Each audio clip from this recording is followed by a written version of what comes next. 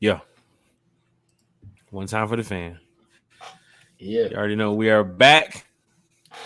It's We're gonna do this hate thing. week. We're gonna do this thing right. It's hate week. It's hate week. Man, we're gonna go ahead and start this thing.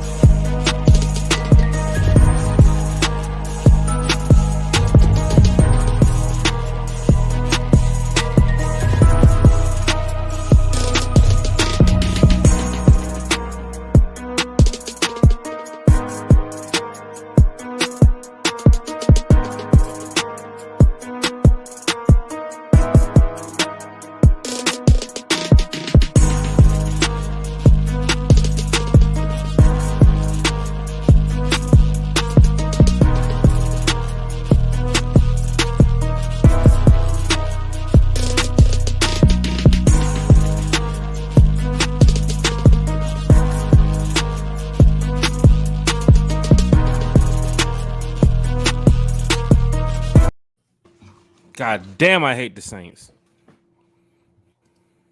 One time for the fan. I You already almost know we back. Yeah. Boy. Start every episode like that.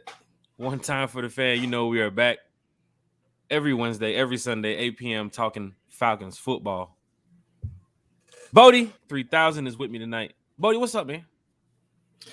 And as you can see, I'm live on location. It is effing raining. Ain't that something? But we're gonna pray. You're in the storm right now? I'm in the storm. You're reporting live from the storm tracker? Yeah. Storm tracker Bodhi? Jack, I'm live reporting on these bum ass Saints. Jeez.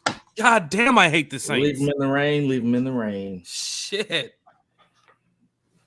One time for the fan. Y'all joining in. Y'all checking in, man. We got a lot going on. Welcome to Hate Week, people. Hate Week is here. Falcons versus the Aints. It is time. 1 week away. This begins our podcast week here on One Time for the Fan. Big Low Kuntry Sports is going to join us shortly to talk some Falcons football, to talk some Falcons schedule coming up, talk some Falcons Aints. So it's always good to chop it up with him. I just played him in Madden a couple minutes ago. So shout out to Big Low Kuntry for making. You had to do that, man, like that. Jeez. Hey, that offense coming together, folks. Madden 23. Y'all want to play me or what? What y'all want to do? That PS5 is ready now. Just let me know. Hey, just let me know. Them Falcons I was good. On the verge. I was on the verge of beating you until you pulled the cord. I don't know what happened, man. I don't know what happened, but we can definitely run it back. No, we can definitely run it back. You know. I got you tomorrow when I get back to the crib. Okay. How was your weekend, though, man? How was everything, man? I saw Georgia. You was at the Georgia game? Yeah, man. I was. hey. We whooped their ass. That's all. You see, I had to come Georgia down today. I just had to do it. But y'all know, we're still Falcons here. But you know, we're Georgia too. Georgia down, new location. Represent. It's going down, man. Temp location. Temp. Got this new light I'm testing out. Budget just went up. Hey, I can see your pores. Bro. You're glowing over there. You're glowing. Yeah, no, man. Georgia win. United just lost once again. Jesus Christ. Sheesh. But the Braves are rolling. You know, it's feeling good right now for Atlanta sports. If you're a sports fan right now, you should be feeling a little bit good. The Braves are getting ready to make this playoff run. We already know how that is. They got that thing secure. They might go ahead and get first before they even play the Mets at the end of October. But Georgia, big win yesterday. Big win. That's what you need to see when it comes to college football to start off your college football season. So Georgia with a big win. I'm watching the FSU or Florida State University LSU game right now. But next week, it's time, Bodhi. We've been doing One Time for the Fan since draft night. If y'all go back and check it out, Edward Jenkins in the chat. A lot of people in the chat. We're going to get to y'all in just a second. Yes, sir. If you go back and look at draft night when we first started with One Time for the Fan, we did 3 hours and like 15 minutes, I think it was, for day 1. Yep. Day 2, we did 3 hours and like 50 minutes. And day 3, we did 5 hours. 5 good hours, man. Not covering every team, but just waiting for the Falcons to make the damn pick. Yeah.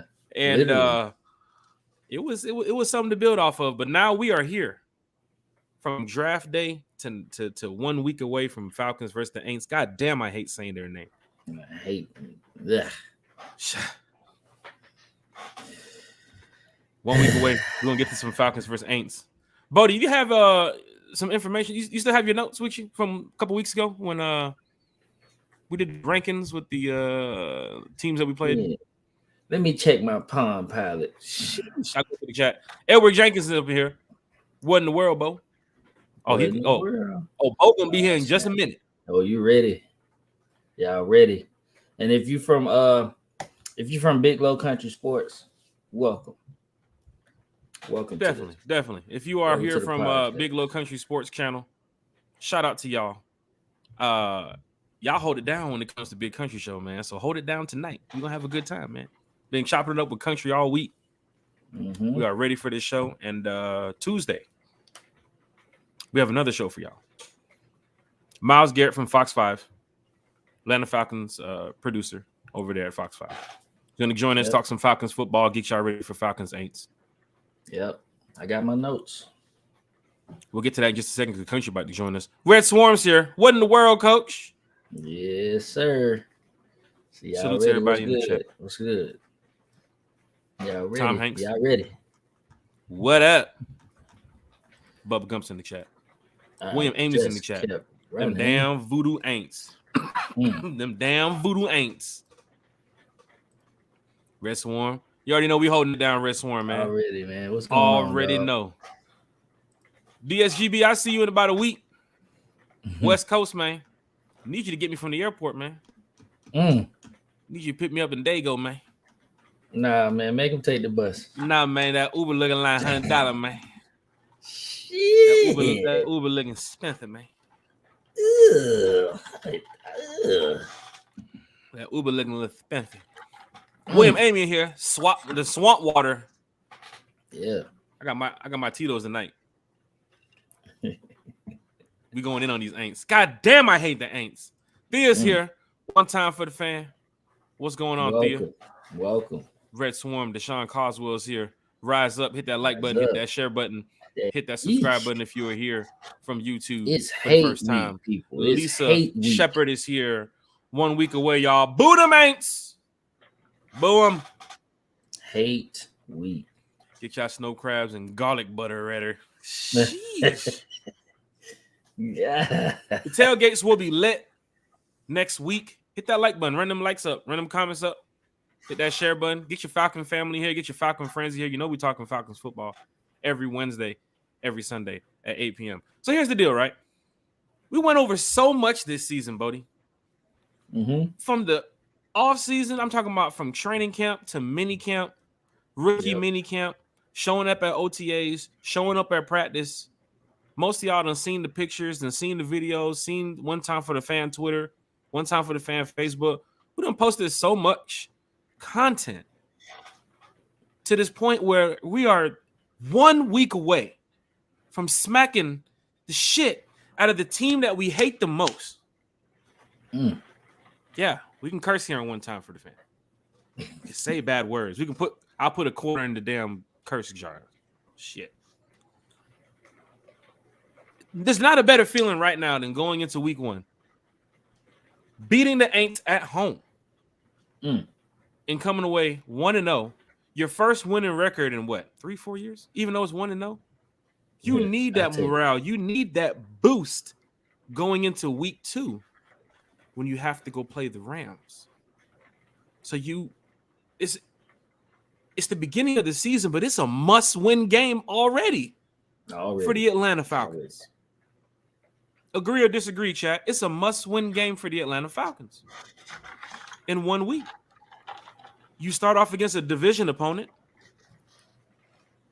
You got to handle business, such as Mr. Amy just said right here. William just said right here in the chat. Got to handle business. Starts next week. We're going to talk about some of the key players to watch for on both sides of the ball. Falcons and the Aints. Because as much as I hate to say their name, as much as I hate to even just think about that goddamn team, they still have some players we have to watch out for. Yeah. And for us to be better as a team, for us to get better and improve on the defense and the offense, starts next week. And it starts against that nasty-ass team down there in the damn body. Damn swampers. Swamp rats. Gotta get ready for them swampers. Shout out to the crab cakes, though. I like the crab cakes. Crab cakes and the what's the stuff that we eat down there? What's the stuff that they got? The po' boys, the shrimp po' boys? Po' boys. The charbroiled oysters. Oh man. Okay. Fantastic. Right, pinky up, motherfuckers. All right. Food is amazing, but team is trash. Gumbo guy. I'm a gumbo guy. Shout out to Bubba Gump. Bubba Gump got the hashtag of the day. The paper bag bandits. You want to hashtag that, y'all. Hashtag it. Paper bag. There it is right there. It is right there. Shout out Bubba Gump in the chat. Big Country's getting ready to join us, y'all. And if y'all know about Big Low Kuntry Sports, then y'all know that he keeps it real. 100% real. And that's one reason why when it came to the Falcon fan talk segment that we do, speaking to Falcon fans, we had to reach out to Big Low Kuntry Sports. Had to get him on the show. He's a real deal Falcon fan. Look like the storm. Did the storm catch you, buddy? Are you out there swinging on raindrops? What's going on? Man, I'm over here hoping and praying that we don't drop. But we should be good. No, we good. That's it. Yeah. Prayer hands in the chat for me. Prayer hands in the chat. We're gonna be. If y'all were here on Wednesday, y'all know that Hilltopper Red couldn't make the D'Angelo Malone rookie report. He was busy at the time, but he's going to join us tonight after Country jump in here. And I just sent him the link. He should be in here shortly. It says seen. He's seen it on the message. But you got him mad. You done beat the snot out of him. He said, I'm ready to go, Bo. There he is. You're going to send me. I'm ready to go, Bo. Damn. We'll get Big Country up in here, man. One time for the fan. We got so much going on. Tuesday, Myles Garrett, Atlanta Falcons producer, is going to join us and talk some Falcons football. Then we got Thursday. We got Lee Thomas and Thomas Scott. Lee Thomas from the Tailgate Party Committee. They just threw a tailgate yesterday for Georgia, Oregon, right there by the Mercedes-Benz Stadium. They got another big tailgate on Sunday for the Falcons Aints. They're going on the road this season with the Rise Up Tour. They got so much going on. Lee Thomas, he joined us earlier this season in the summer to talk about what they had going on. But now the season is here, and it's time to go. So Lee Thomas and Thomas Scott is going to join us on Thursday to talk some Falcons football. And to talk about some upcoming events. It's going to be a fun show, y'all. We got so much going on here on One Time for the Fan. Don't forget about Wednesday. We got Bodhi's breakdown coming back up again. I got a feeling that something has to do with the Falcons and them damn Aints. Got a funny feeling about it. One Time for the Fan. It is time. I wish I had the damn music. I can play the damn soundtrack. Play some damn, you know what I mean? Get some shit rolling, Come man. up in here with the Ric Flair music. Yeah, man. I got it. Hey, next season on One Time for the Fan, after this season's over with in February, March, we finna go ahead and increase this budget. We finna go slap on y'all. Budget's going up. We gotta do some stuff to improve, man. You know what I'm saying? Saying like the Falcons, we're gonna improve the podcast. Yeah. We're gonna retool this thing. Ladies and gentlemen in the chat, it is time to bring on one of the up-and-coming hottest content creators when it comes to the Atlanta Falcons. Big Low Kuntry Sports is doing a great job. His channel is amazing. I love the content that he is pushing out here to uplift the fan base. And why do I have to explain it? When we have Big Low Kuntry. What in the world, Bo? Country right here. Why do I gotta explain it? Big Low Country's here, man. What is the play, man? What is going on, Big Low Country? Man, shoot, boy, ain't no thing but a chicken wing. I had some grease, I slide you a piece, boy. You already know what time it is. Good to see you, man. Hey, thank y'all. First of all, I do want to thank y'all so much for letting the old country boy come on and chop it up with y'all. Now I'm finna go ahead and tell y'all something now. So this is a toast. You know, every time I come on someone's show, I definitely have to, give you a toast as a thanks. Now, cheers, you're gonna see me drinking this liquid right here. Now, what's in my cup is in my cup. Now, it might be water, it might be moonshine, but you see me smiling, that just means I'm happy to see. I don't know the way it's rocking in that jar right there. Can't be water. I don't know, man. Water. It definitely can't be water. A little thick in that jar. Speaking of water, man, you know why we're here too? Not only just to talk about Big Low Kuntry and what you got going on, but got some swamp water entering the building on Sunday. They're bringing live crawfish. There's a sign outside of gate 1 that says no live crawfish going into the stadium, and apparently Aints fans are mad. They're trying to get a hold of stadium operations to see how they can bring their what's them things called? What they do them what's the thing that be on the show, Bodhi? When they do the crawfish, they got them big old what's them things called, man? I'm drawing a blank. I don't know. You can't remember?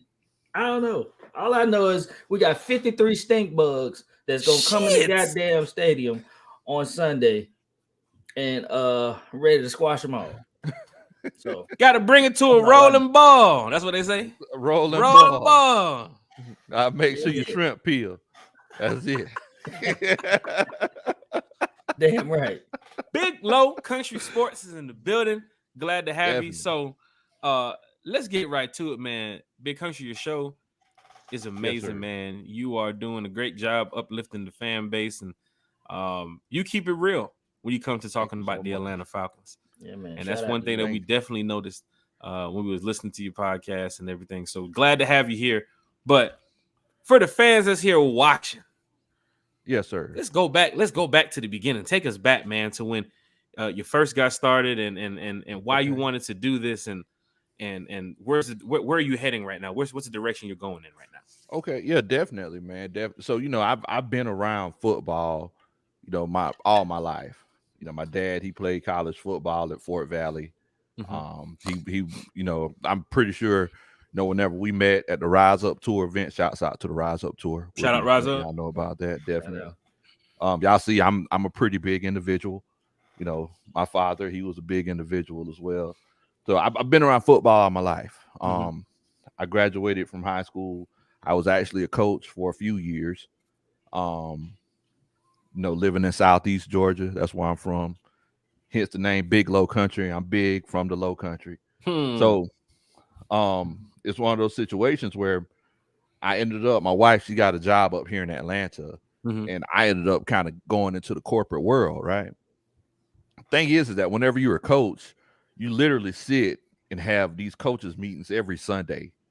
It's like 5-hour meetings. We always go to the Mexican restaurant every Sunday, and your whole life is just consumed with just coaching football. So whenever I stop coaching, I'll be trying to sit and talk to my wife about football all the time. She was like, "Hey, you need to start a podcast or something. You ain't finna keep driving me crazy talking about football all the time." So, hence we started Big Low Kuntry Sports. And hey, man, it's been going great ever since. It's a channel that's directed to the fans and basically just sitting around talking about sports. You hear me say it every show. I'm just an old country boy that love to sit around and talk about sports, and that's pretty much what we do, man. That's pretty much what we do.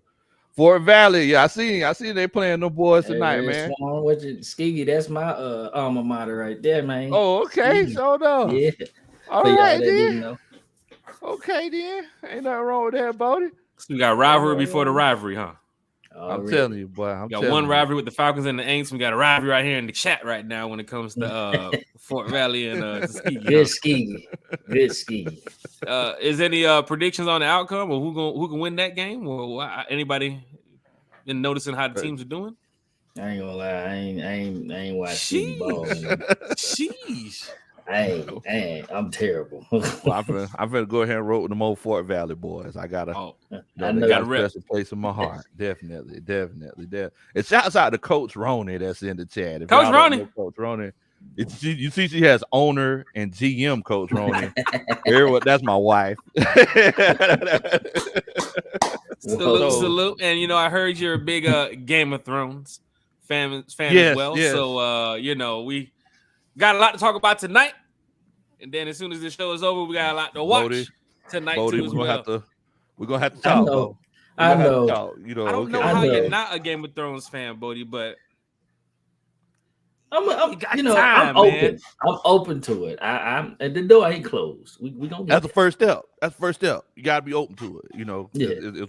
Yeah. That's the first step of it. So we gonna chop it up, man. Because I was where you was at. I was where you was at a few years ago.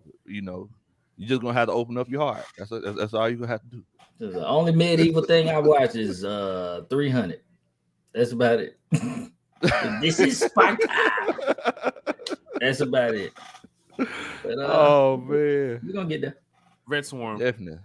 Owner and GM Coach Running. He is in the owner chat. And GM. Lisa Shepard is here in the chat. Lisa Shepard is ready to hate on them aints. Seeing them videos that y'all booing them aints at the damn preseason game. Sheesh. Man. Gosh. He can't even sit down and eat his nachos. He's just trying to enjoy some nachos. $17, $27 ticket. You over there getting booed. That's what I'm talking about. Get to him. Give him hell. One time for the fan, we got a lot to go over, and then we got to go ahead and get to this D'Angelo Malone Ricky report. Hilltop and Red will join us after. But Big Country. Yes, sir. The NFL knew what they were doing when they put these teams together for week 1 in the regular season. Oh, yes, definitely. It's all about the money. Definitely. We didn't get a primetime game against the Aints, but 1 o'clock it's normal for Falcons fans, but I would have rather have an 8 o'clock game. That would have been great going to this regular season to have Falcons, Aints, NBC, Sunday Night Football, or even Monday night. The level that this game is on when it comes to rivalry. I think the NFL is looking at it the wrong way. Falcons and Aints deserves prime time. Now I know in December they got the Saturday. It might be a 4:25 game. Could be a Saturday night game. Who knows? I don't know if I can handle that, Jack. I don't know if I can handle that, man. 8 o'clock, Saints week 1. I don't know if my heart can handle that one. I think it's good that it's just at 1 o'clock because 8 o'clock got all eyes on us. That'd be too much for me. You know what I'm saying? I have to drink some apple cider vinegar and everything to bring my blood pressure down because that's just that's just too much for me. 8 o'clock. Yeah, I think they made the right decision.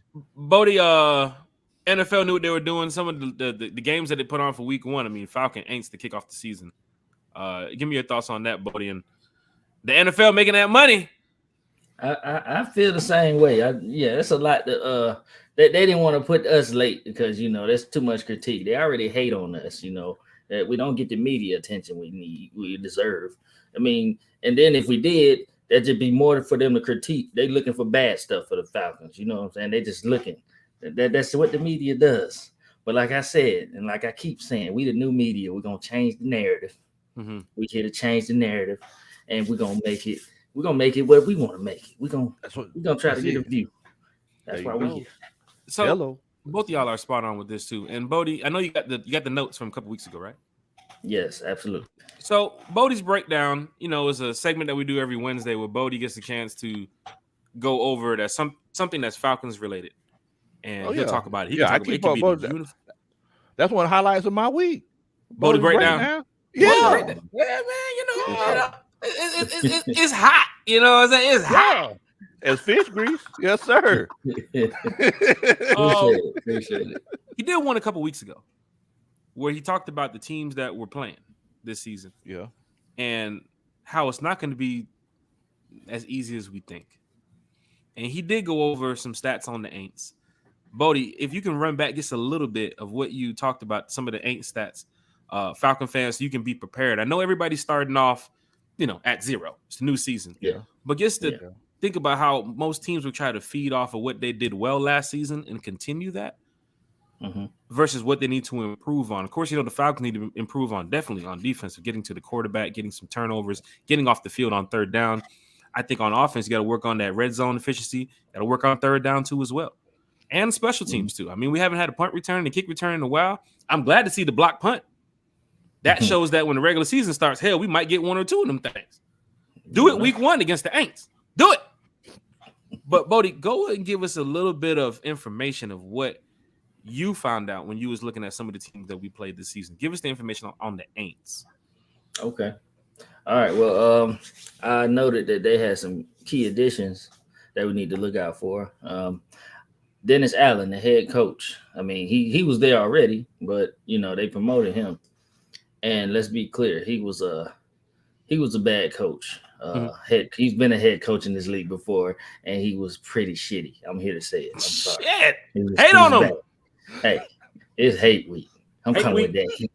All right. He was bad. Damn, I hate the Saints. Yeah. Jarvis Landry. They got Jarvis Landry somehow. I don't know how. I mean, I guess I do because he went to LSU.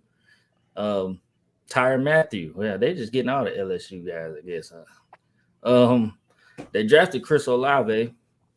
So subtractions. Sean Payton. He matters. Trust. I hate him, but he matters. That was their everything right there.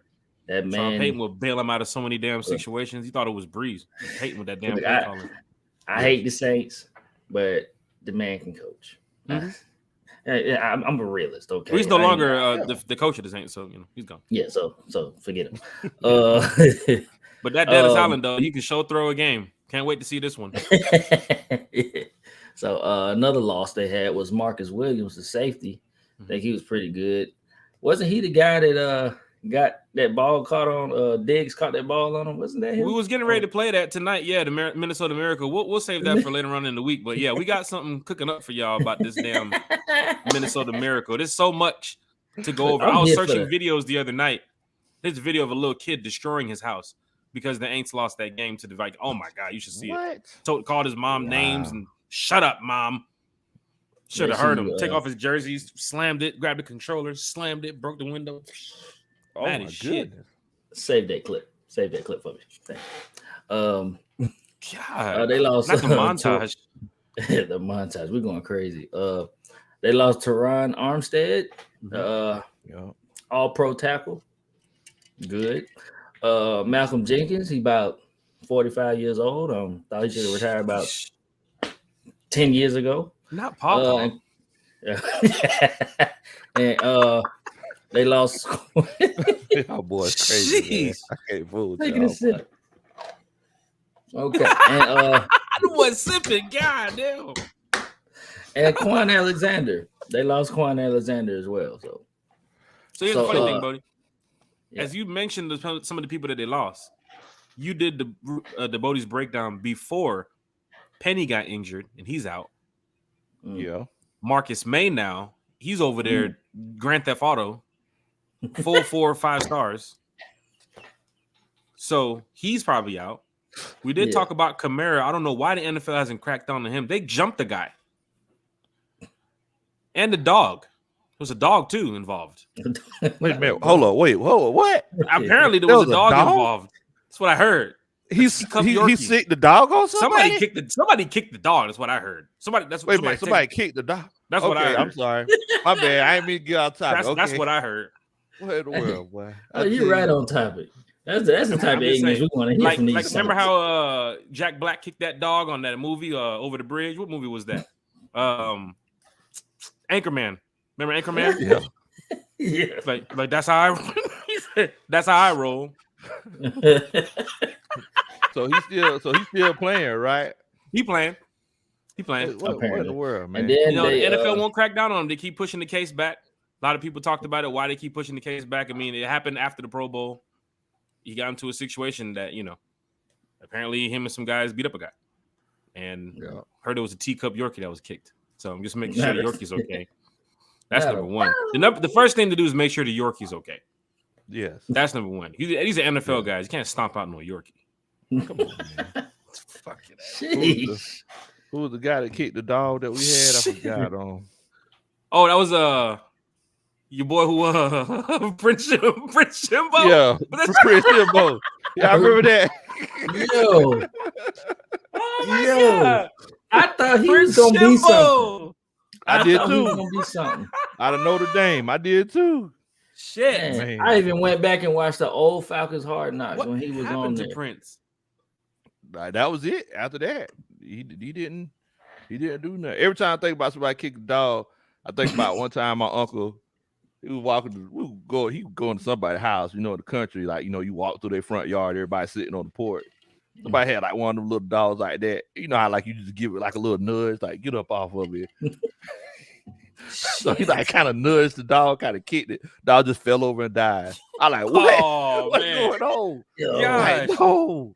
I said, I wasn't prepared to hear that part. I thought you just like, I know. It's super dark in this mug. Oh shit! Hey, put the please stand by on the page. Please. It was so awkward. Like, it was like he was like, oh, I'm sorry. And like dog, like it fell and it just kind of stayed down there. And it was like, I was like, man, you done kill these people, dog, man. Shit. So he like trying to pick it up. The dog just dead. I was like, oh no. I'm sorry. Go ahead. Oh my God. No, we're not laughing at the dog dying. We're laughing at the situation at hand. But we're not laughing at I have dog dogs, dying. so I understand. Yeah. We're not laughing at the dog It dying. just made me think about that Fresh Prince episode where Sherman Hemsley was on there and he was like, I just hope you drop dead. And he just dropped dead. That I'm sorry. That made me think about that. Has nothing to do with not a damn thing, but I'm sorry. Okay.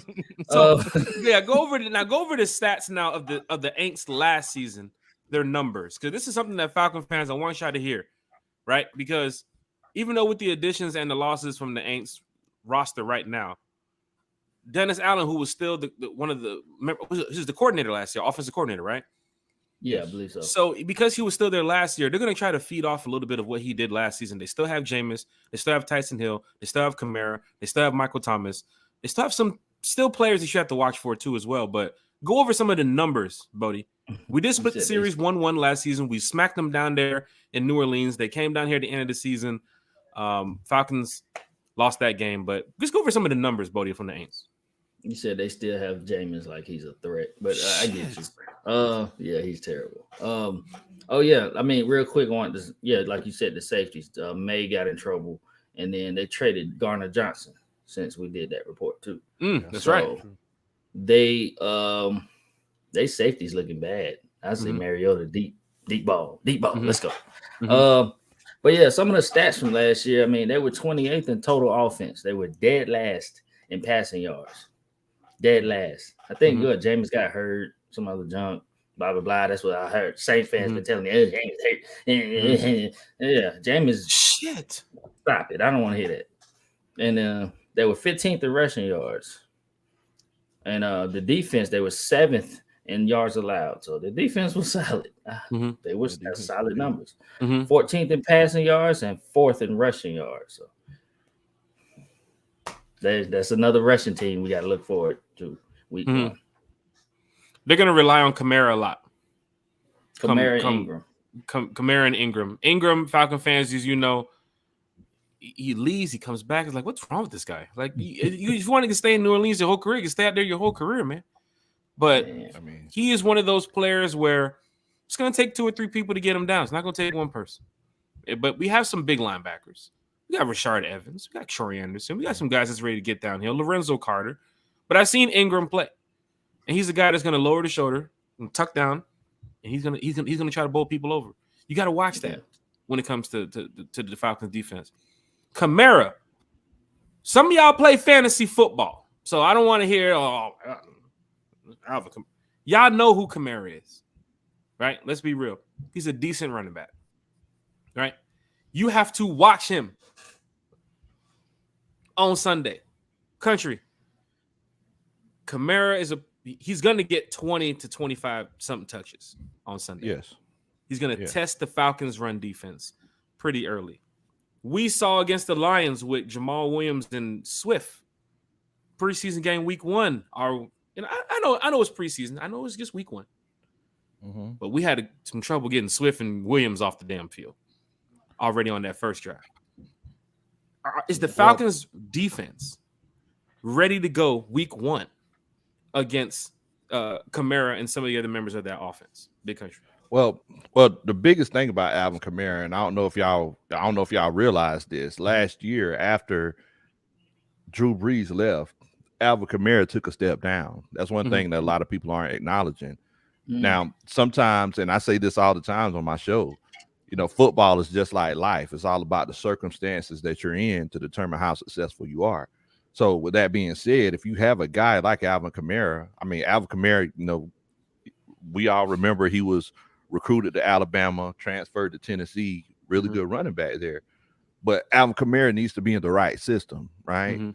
Now, playing with a guy like Jameis, and I'm going to go ahead and put it on out there because I call it how I see it. Let's go. Jameis, he's not a bad quarterback.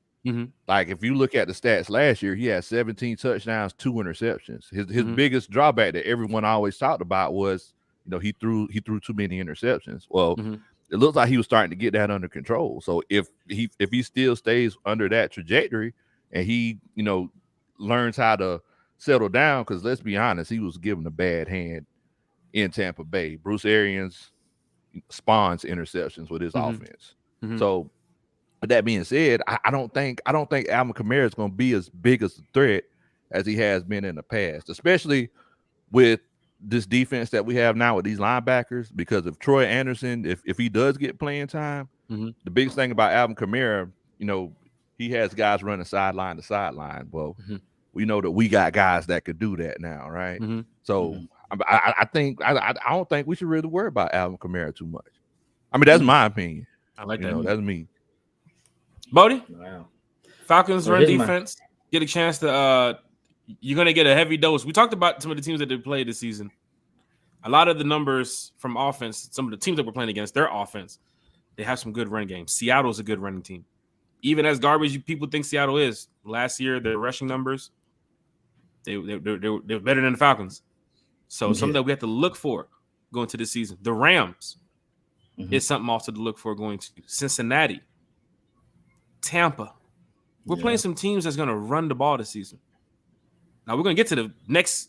We're going to get to the schedule next year at the end of the show. I want to tell you about some of the teams that we play next year. Because if you don't go undefeated next year, Falcons, well, I don't know what to tell you. But Bodhi, touch on just the Falcons' run defense going up against Kamara. Some of these players that we have to watch for. We do have some new players in the building. We got some players that can't get side to side now. So now we can move around a little bit more. I think Foye and Dion was just a little bit trapped last season for what they had to do. And when it came to the run game, Foye is making all the tackles by himself.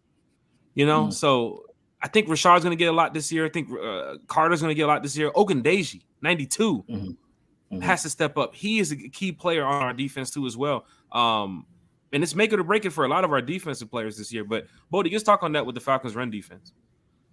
Just saying, just wanted to piggyback off of that. Coach P's system, like you said, we only did 60% of the plays last year. It's not, I wouldn't say it's the easiest system. You know what I'm saying? And talent like Dion, he'll get it together. Okay, there's a place for him. Okay, people saying he don't fit. They're too busy listening to the media and then everybody saying that he don't fit. That's not true. A great player is a great player, and you can make them fit in any system. Okay, so there's that. I just wanted to get that disclaimer out there. But another, I'm gonna piggyback off Country with the Kamara thing. I totally agree that Kamara was going to take a step down because we're dealing with Drew Brees' IQ versus Jameis' IQ. I'm sorry, his football IQ is lower. It's just a tier, and it's no knock on Jameis. It's just how it is. I put Brees up there by the Brady IQ when it comes to football. You're just smart with it. You're born. It's just something you can't teach. Okay. So there's a reason why Big Low Kuntry said that Kamara's production dropped. Yeah, Jameis had great numbers, and like you said, he's not a terrible quarterback. I shit on him, but he's not a terrible quarterback. Okay. I do. You got to. We all do. Yes. That's the thing. You got to be smart. There's a reason why I would say the Bucks don't have a run game per se. I mean, they got Lenny, playoff Lenny, whatnot, but their run game is the short playoff pass. Lenny. Shit, this guy. Oh my god, that's all he do. Regular season, you ain't got to worry about him. Don't get me started. Playoff Lenny. We'll get that when we play the Bucks. I will shit on him too. Now coming to the stage, playoff Lenny. Playoff Lenny in the Trinity, y'all. Okay. Playoff Lenny. Bodhi, I don't want to cut you off. I just had to ask this question because I know where you're going with this. What does it take for the Falcons to beat the Saints on Sunday? See, it takes discipline. I mean, it starts with the run. They're gonna feed Kamara. I mean, he's their best offensive player. They're gonna feed him, and he can eat. He can eat. Like I said, the production he might not be as elevated when Drew Brees is there, but he can definitely still eat. He's a talented player. He does have to be in the right system. Will Dennis Allen put him in that system? Dennis Allen's been known to just destroy NFL players' careers. I understand he was offensive coordinator, but it's kind of like how Dan Quinn was in Seattle. Bro, like how he was offensive coordinator. He was everything. But goddamn, Sean Payton ran that damn offense. Okay, exactly. Like we're going in Atlanta. Thank you. He was entitled only. You know what I'm saying? Yeah. Smith runs our offense. Okay. Yes. That's just what it is. He's grown. Yeah, he's a young guy and he's just entitled only. But yeah, like I said, it's all on Dennis Allen's shoulders now.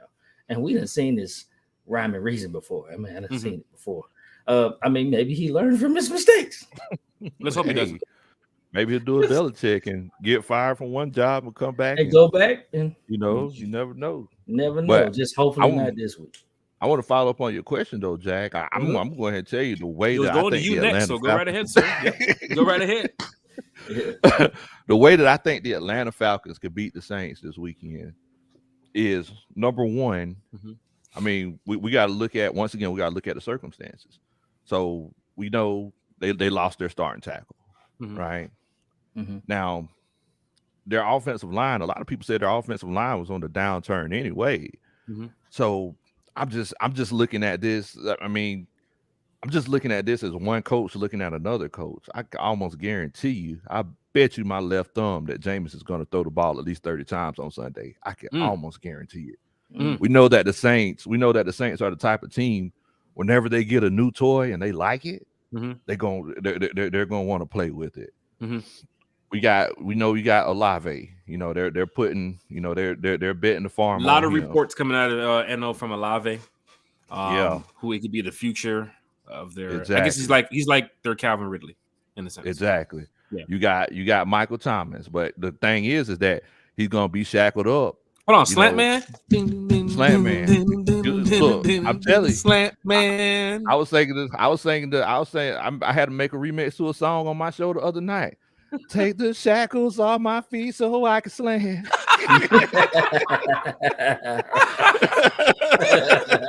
Oh shit. Oh Lord. So I don't know if James is gonna run 100 slants. I don't know if James is gonna throw him 100 slants a game. You know what I'm saying? Exactly. Like is Jameis as he got to the point now where he's going to be patient instead of taking those shots that he loves to take and throw those interceptions like I always throw whenever I'm playing against Jack Spade on Madden. Is he going to continue to do that, or is he going to take what the defense is giving him? If Jameis plays like how you play today, it's a damn pick fest out there. I'm ready for that on Sunday. Exactly. Now on the offensive side of the ball, though, I'm going to tell you something. We actually have the advantage because we're bringing a new wrinkle to the offense that the NFL in total hasn't seen since 2004, right? I mean, for the longest time, we just had, Matt Ryan, Byron Leftwich, and everybody else. But you got the offensive mind of Arthur Smith with these mobile quarterbacks. I think there's going to be at least 2 or 3 plays where we're going to catch them with their pants down. And I think that's going to make that's going to be the deciding factor of the game. I got the Falcons not beating the shit out the Saints on Sunday. It's going to be a good game. You have to know that because there's two good teams playing some football on Sunday. But I think the Falcons come away at least 28-20. I think, like you said, Country, we're bringing a new wrinkle that a lot of NFL teams haven't seen yet. And this has one of the I forget what player in New Orleans just spoke the other day about. He doesn't know what to expect from Atlanta because it's a whole new offense. Mm-hmm. Like Foyer said, we got the triple option now. We're running the power option now.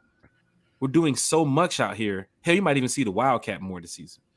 Yeah. Doing so much out here with the scheme and the technique and with Marcus Mariota, Drake London, Damiere Byrd, Kyle Pitts, who's getting ready to be probably one of the greatest tight ends in NFL football.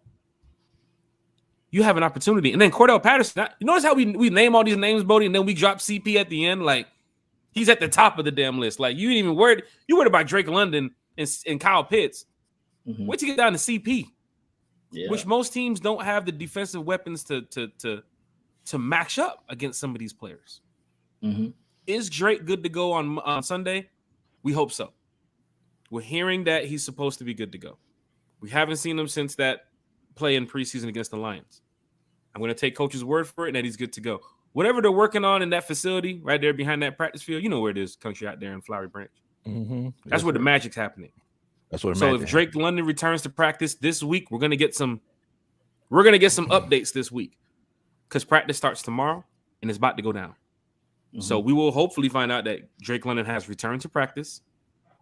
Mariota seemed confident talking in the news report the other day that him and Drake has gotten enough reps. They know the playbook very well. I'm gonna feed off what Mariota's saying. I hope that sounds good. I haven't seen Drake playing since the preseason game, week 1. But I know what CP can do. I know what Pitts can do. I think we've gotten better in the backfield from Mike Davis. I understand Quadri's gone now. We got Damian Williams and Tyler Algier. Mm-hmm. It's an opportunity now for the Falcons to show the NFL. I feel like you're going to say something. Like I said the other day with the NFL and the media, don't be surprised on Sunday when you see a bunch of Saints logos on everybody's prediction list. Yeah, absolutely. This is not a shock the world season for the Falcons, but this can be a shock the world moment on Sunday, beating the Saints with your new offense. Mariota. They counted Mariota out years ago. Mariota now gets a chance to come back. He's the starting quarterback. I think Ritter will get some time too as well. They'll probably throw a couple plays in there for Ritter just to get him, just to get him a little active. But it's something that even for the defensive players on the Saints, they're looking around like, oh shit, Ritter's in the game. What the hell? You don't know what they're going to throw at you. And that's the one thing that I'm looking at for the game on Sunday, saying the Falcons are getting ready to man on these Saints. And I like it. But I said 28-20. Still going to be a good game. I think the defense will step up, probably get about 2 or 3 sacks. Once you get Jameis riddled, once you get him just a little bit shaking up a little bit, you got to get to him. They're going to triple team Grady a lot. Dean Pease know you have to draw up the pressure. Not just on third down. So many NFL teams are used to that. Oh, they're about to blitz. Draw it up on second down if you have to. Get the Jameis. I know sometimes the front line is having some trouble there. We know what happened last season. So draw it up, Dean Pease. I saw some of the looks you had against the Jets game. I saw some of the looks you had against the Lions. You were almost there. A lot of times when they scored on us in preseason were missed assignments. Rashard Evans with the missed assignment. Troy Anderson with the missed assignments. Michael Walker biting on the play action. Missed assignment. I'm sure Dean Pease in the room looking at it like, oh, we can get this right. Oh, yeah. We can get it right. Bodhi, you talked about it. Don't call him Russell. Don't call him Russell. But one I will say this. Go ahead. I will say this. Dean Pease is coming with the pressure. Mm-hmm. That's his MO. He comes with the pressure. Now the key is if that pressure is gonna get there. Mm-hmm. You know what I'm saying? That's what we've been having trouble with. Country, are you heavy on Dean Pease? I mean, he's a Hall of Fame coach. He doesn't have to be coaching right now. He's back here trying to revamp this Falcons defense and the Falcons team. You heard what he said in the media a couple of weeks ago. He sounds amped to be the defensive coordinator here for the Falcons. It's a Hall of Fame coach. He coached Ray Lewis. He coached Terrell Suggs. He coached some of the greatest NFL players in history. Yeah. Are you heavy on Dean Pease this season? I mean, I'm gonna be honest with you. It's like, it's one of those things where like that's the first thing everyone says. They say, "Hey, he coached Ray Lewis, he coached Ed Reed," but we also got to keep in mind he coached Ray Lewis and he coached Ed Reed. I mean, so I mean, let's think about it. Rashard Evans, Ray Lewis, right? I mean, I'm just saying, Rashard Evans, Ray Lewis. I get it. You see what I'm saying? Now the biggest question is how much of it was Ray Lewis and how much of it was Dean Coach Pease. Yeah, exactly. Now we know that Ray Lewis did it for years before Dean Pease came. But he maybe he took him to a whole nother level. Now, for one thing, I feel like it's two sides to the story, because if you've been in the league for that long, you have to be doing something right. But look at Lovie Smith. Lovie Smith, he took Chicago to the Super Bowl 1 year, went to Illinois, sucked it up, was the defense coordinator for the Texans, sucked it up, and he got another head coaching job. So I mean, it's one of those cases where it's like I see the things that Dean Pease is doing. I do feel like the defense does look better. But I mean, I can't crown them. You got to show me the baby. Jeez, you got to show me the baby. I tell you, man, having Country on the show, man. Kick off the Falcons Aints Hate Week. This is great. Falcons fans. And I'm telling y'all, like, leading up to this show, I was sitting there telling Bodhi, I was telling Country, I was like, man, we do this shit every night. Tell you the honest truth. You know what I'm saying? Because as fans, we got to keep it real, right? Falcon fans, you're going to wake up on Sunday, you're going to put on your gear, you're going to head down to the bins, you're going to enjoy a tailgate, eat some shrimp and some crawfish and some seafood. Boy, you're going to get some potato. Look, they're showing it right now. They're down there, they're showing Mardi Gras on the LSU, not Mardi Gras, Bourbon Street on the LSU FSU game right now. Oh, okay. You're going to get that experience that you've been waiting for a long time. It ain't the Falcons versus the Jets.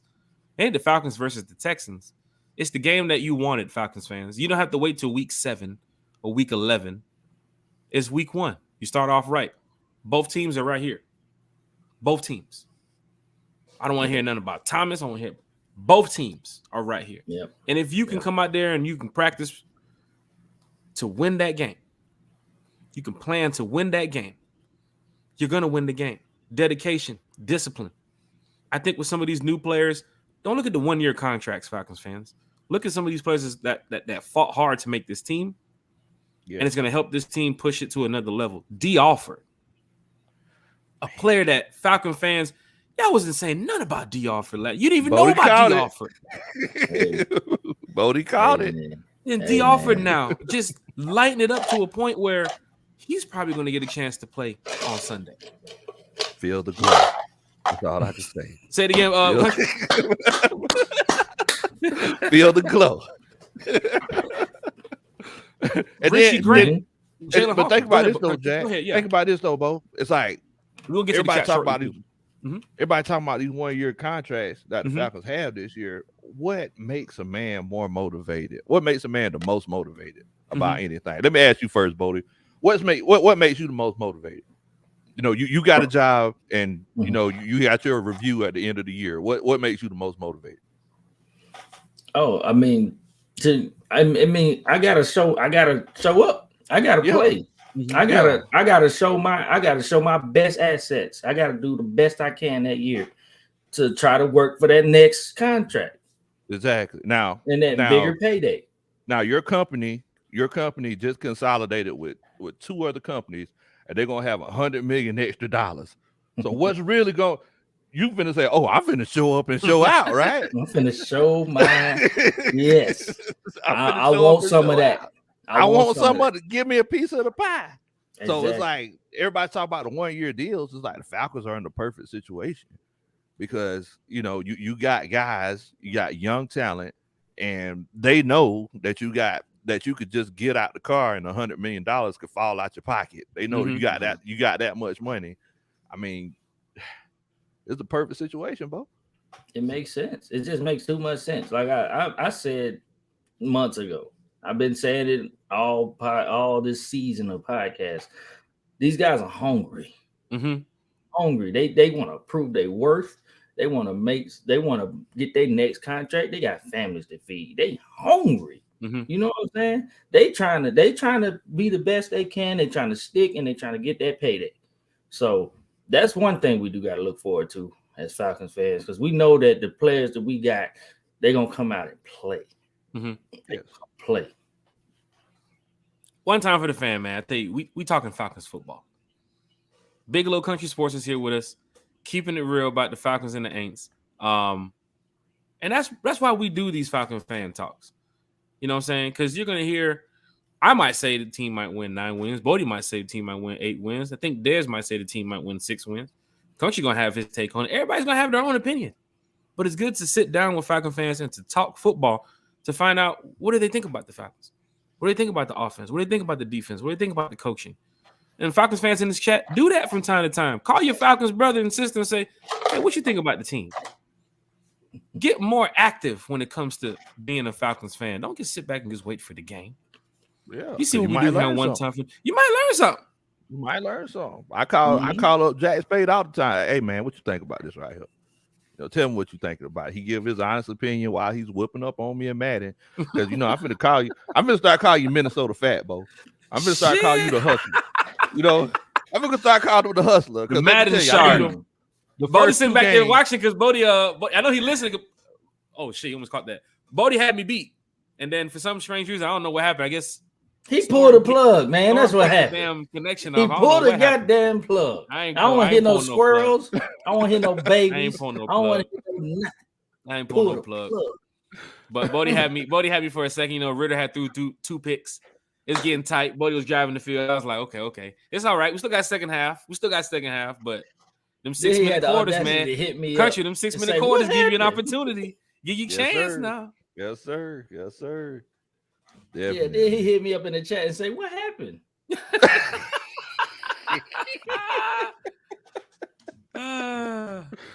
One time for the fan, y'all. Going over here to the chat. The chat has been active tonight. And of course, we love going to the chat. So let's see here. Red Swarm's in here. Did you see that double reverse flea flicker that FSU just threw for touchdown? I did see that. I was over here checking it out because I know Falcons are gonna have some scouts at one of these games because they got this quarterback here from Florida State. Apparently, they're saying he's the truth. He's the future. Everybody's focused on Stroud and it's you know how to media does it. They trying to what? They'll say you a dream on some of these players. What? Say you a dream. I remember when they were like that about what was it, Francois?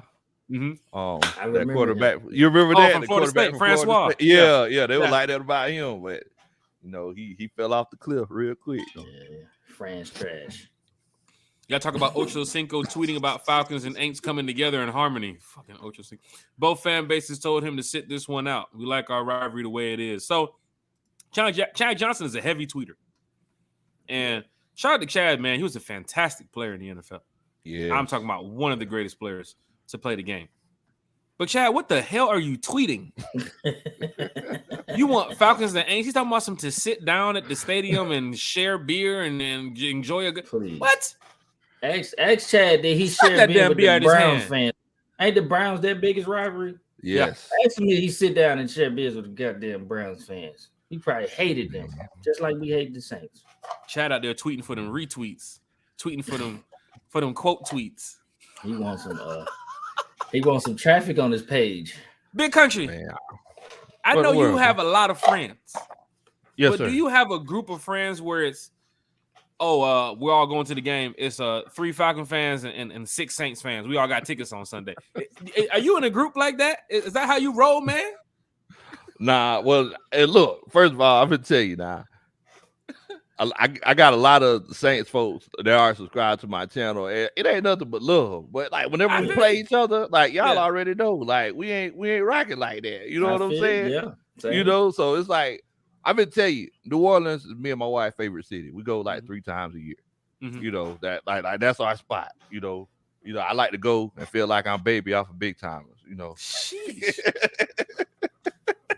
Boom, boom, boom, boom, I like trying to go be the number one star. Number one star.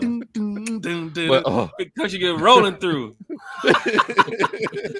I Now like go get my roll on. Now street cruising. You better get the roll. But but when we play the Saints, like like we ain't rocking like that. You know what I'm saying? Like I'm cool with a whole bunch of Saints folks, but we ain't finna. I ain't finna high five you whenever the Saints score a touchdown. No, I ain't doing that. I might try to trip you or something. Ain't no telling what's gonna happen. Sheesh. I've been to some games where I've seen that. You see a group of fans like, God, that group chat must be sick and toxic. Got a Vikings fan with a Packers fan in there. A Steeler fan in there. Like, y'all are weird. There's a lot of stuff going on in there. Nah, but for real, we respect all NFL fan bases because we're fans. But when it comes to showing up at the game, like Country said, I go to the Saints game down there in New Orleans all the year. I don't call them to my Saints buddies and say, where y'all sitting at? No, man. I'll see y'all when I see y'all. Hell, you gonna see me. You ain't worry about meeting up. You gonna hear me or you gonna see me. You gonna look over there and what the fuck is going on 114? Why that security over there? It's fucking me. That's why. There it is. Then when you call me, you gonna find out. Oh, where you at, Jack? Oh, I see you. See you on the Jumbotron. They scoring you out. I don't call Aints fans like that and be like, yo, let's hang out and let's do all this stuff when we go down to the game. But I do have some friends who do support the other team, the visitors. Yes. Yes. Bodhi, you going to the game on Sunday. Who you rolling with? Who I'm rolling with? Not no Saints fan. Chad Johnson, do you hear that? I roll with myself before I roll with a Saints fan. Chad Johnson, do you hear that? Shit. I'm telling you right here on One Time for the Fan. It ain't happening. Man, Tab, we must have been taking some of them shrooms with Aaron Rodgers or something. You come taking that right up, boy. Aaron Rodgers, money. Bubba Gump, he was a horrible head coach and will continue. We know we're talking about Dennis Allen. Hate the Aints. Red Swarm got one for you, Country. Big Low, hold that jelly glass up to the camera, Bo. I need to see if you got some frog eyes in that clip. Was it my cup? Was in my cup? Nah, see. Not the frog might eyes. Be water. Might be moonshine. Joseph Avery's in here. Good to see you, Joseph. Hey, fellas, are we ready for the Aints? Make them wear paper bags again. Go Falcons. I got the Falcons winning. Quickly, Country, Bodhi. I got the Falcons winning 28-20. Your thoughts, Country, on Sunday score prediction? Do you want to do it on your show? I don't want to give you something that you're going to, use for your show this week. But if you want to give us anything, problem. Okay. I'm trying to sit here think. I'm gonna go Falcons 24, Saints 17. That's some good damn defense to hold them underneath 20 points, especially on first week of the season. I like that. Bodhi? Man, I ain't never been one to be a score predictor. They're gonna learn that from me, but I'll play the game. I'll play the game. Jeez, not Saw, not Jigsaw. I'll play the game. Would you like to play the game? Right? I say Falcons 52. Hey, shit, I hope so. Fans go crazy. Falcons 24, Aints 14. Falcons 24, Aints 14. I like that. I like how y'all holding them. Okay, shit, I gave them 20 points. Y'all put them under 20. Hell, they're gonna score 19 then. 9 fucking teams is what they gonna score. Stay up under there. Yeah, stay under there. Maybe I gave them too many more points than what I was supposed to. 19 points all you gonna score. Shit. No, sir. One time for the fan. Love talking to y'all. Man, boy, I'm so glad y'all asked me to come on here, man. Hey, man, we need a great time.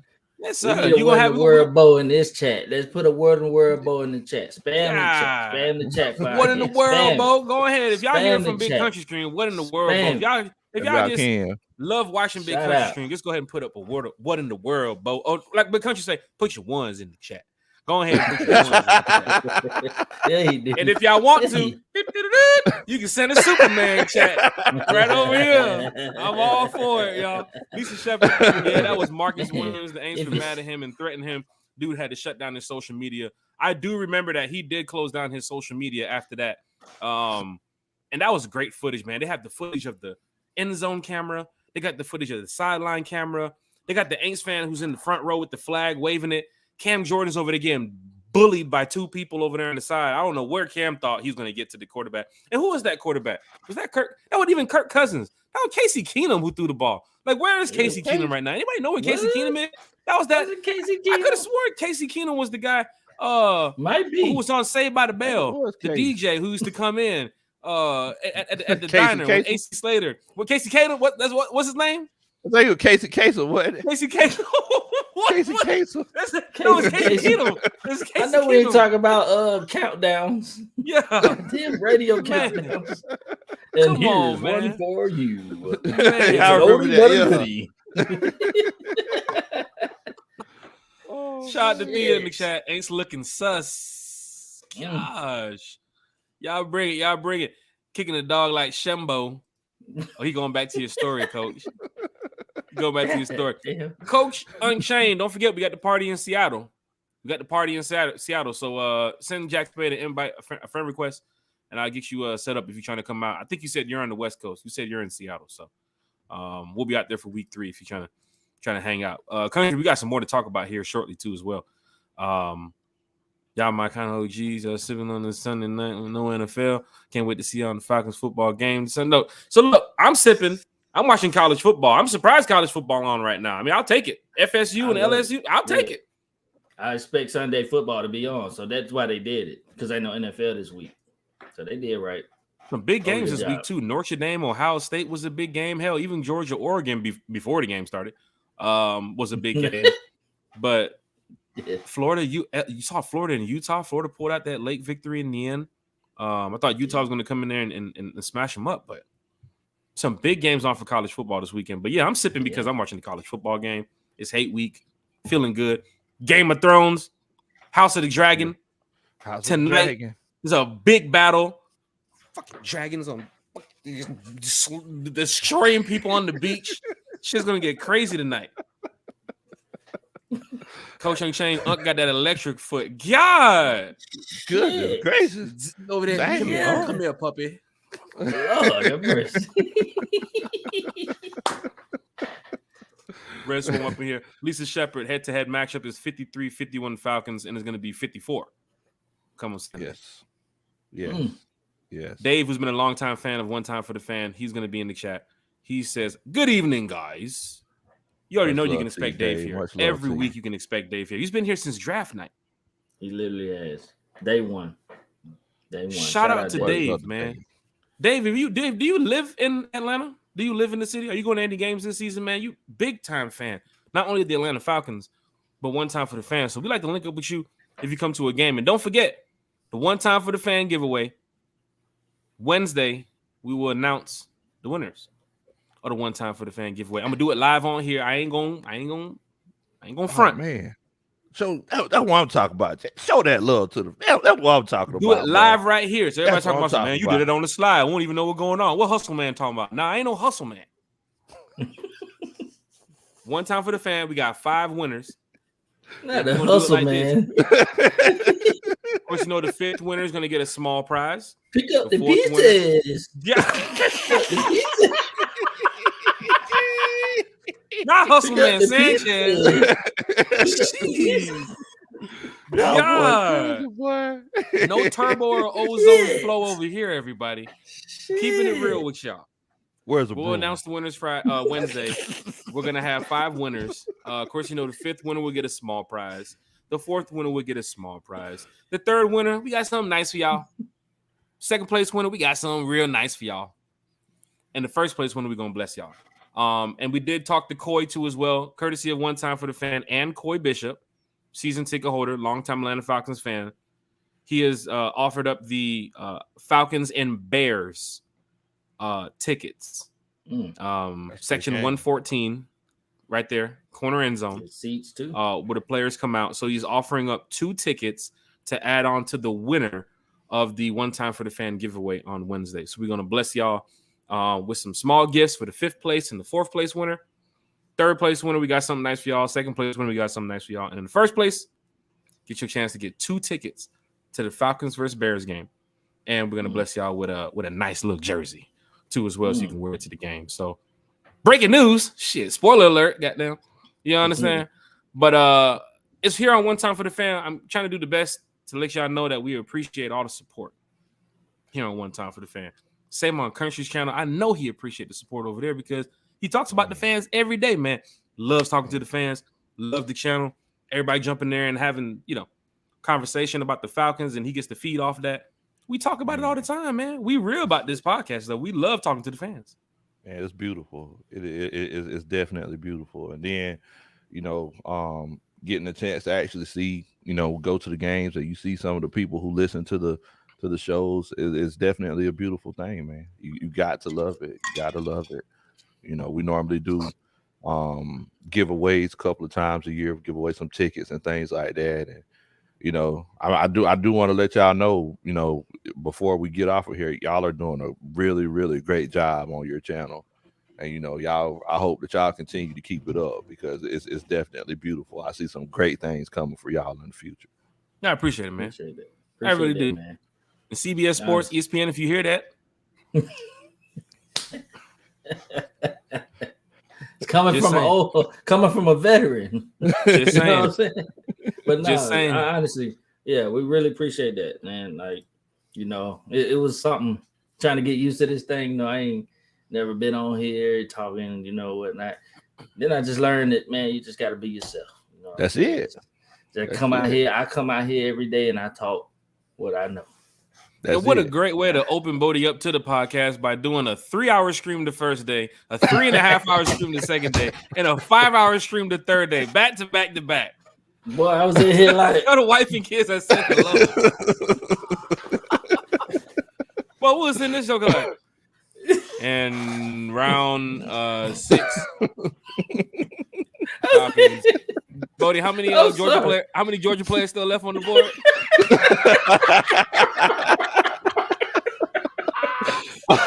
Yo, hey, Bodhi. I can't feel one time. It was like the 4th round. Y'all sitting here like, yeah, so man, Kobe Dean still on the board. Man. I don't know where he going. I was like, they put it in, but it's going down, man. I remember I had the spaghetti sitting right there, and I was looking at the spaghetti every minute, like this goddamn plate of spaghetti been sitting here about 2 hours now. We gonna warm it back up again. I had all these dreams. We're gonna eat on the screen. I said, no. We was on there 5 hours that last 5 hours Saturday, dog. I think I had to pee at the end. Like I was good. I did good. You had the catheter hooked up with somebody. What was going on over there? I had my cup right up on my bucket underneath you. Hey, Bodhi, I saw Bodhi one time. He's like, okay, y'all ready to go? Y'all ready to go? Like, Bodhi, everything right over there? So let me mute the mic real quick so they don't hear the drill. But we went through with the stream. 3 hours the first day, 3.5 the second day, 5 hours the third day. And it was only for what? For the Atlanta Falcons? That's what it was for. We did talk about some of the other picks that was going on because we had some names that we threw out there leading up to the draft. And to see some of the players, Derek Lloyd is a player that I wanted here in Atlanta for the linebacker spot. Jacksonville grabbed him. I talked about some of the running backs too as well that I wanted. Falcons went with Tyler Algier. But on that day 2, day 3, we had some names that we knew. And then once Arnold was named, remember we dropped Arnold's name that morning. Like these are the players that still left on the board. And Arnold Ebiketie looking at the tape, I was like, if the Falcons going to make a move for this guy, sure enough, they did. So it was good to see that some of the information that we were posting were paying off when it comes to just being a fan and talking about the Falcons in a podcast, And it was a good feeling. Really good feeling. That's what it's about, man. That's what it's about. Going over. Oh, I'm sorry. Go ahead. No, go ahead. The country's on you, brother. Oh, my bad. I'm sorry. I didn't mean to interrupt you. I was just going to say, speaking of, because you mentioned Tyler Algier, like, who do y'all think is going to be that lead back by the time we get to week 17, week 18? Who do y'all think is going to be that guy? Whenever we're like, we look back at the beginning of the season, we were like, man, I didn't think he was going to be the guy, or we knew that CP was going to be that guy the whole time. Like who do you think is going to be that guy in that running back room? Because it's kind of crowded. Well, I like NFL. I like teams that draft a running back, develop them, and give them a chance to make a name here. Not only for the team that they're playing, but for the Falcons. I like how Tyler Algier was drafted for a reason. We need a bell cow running back. We need somebody who's going to be here for a while. We haven't had a 1,000-yard season from a running back in years.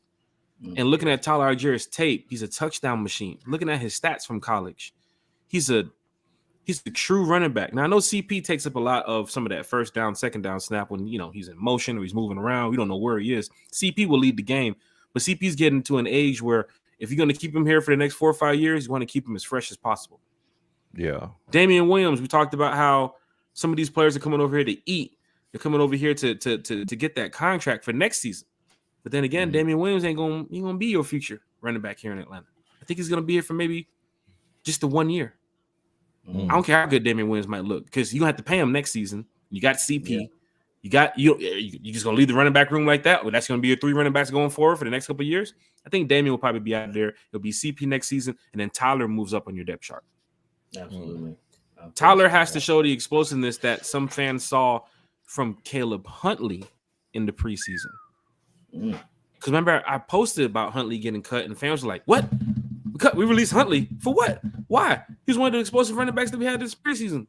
Fans were not really too hype on Algier. Some fans don't want to hear about the college tape. They want to see the player shine. And for me, I'm a fan that likes the college tape. That's why we do the Ricky reports.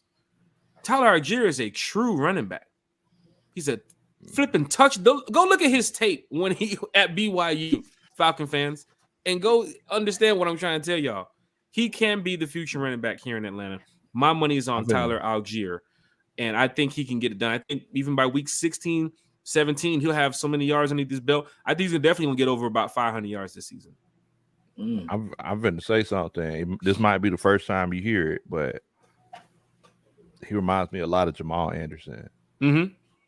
Just the way he runs, very hippie, great feet, which is the biggest difference between him and Mike Davis. Much love to Mike Davis and everything. Mike Davis didn't have the best feet. You want the feet to sound like somebody who knows how to type. If you know how to type and you use ASDF, you really know how to type. So whenever you get into those lanes and everything, you gotta pop.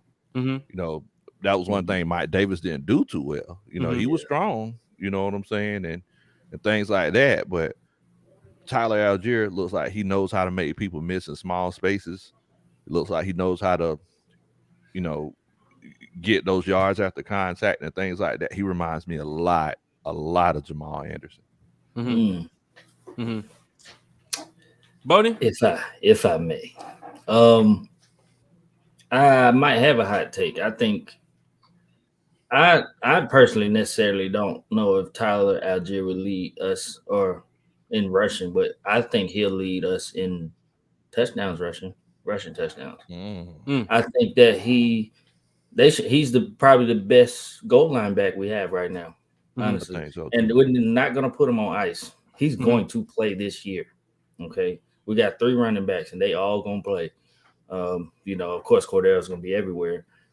Damian will probably be more the down running short down back situation. I think he'll be like your 2nd and 2. He'll be like your 3rd and 1.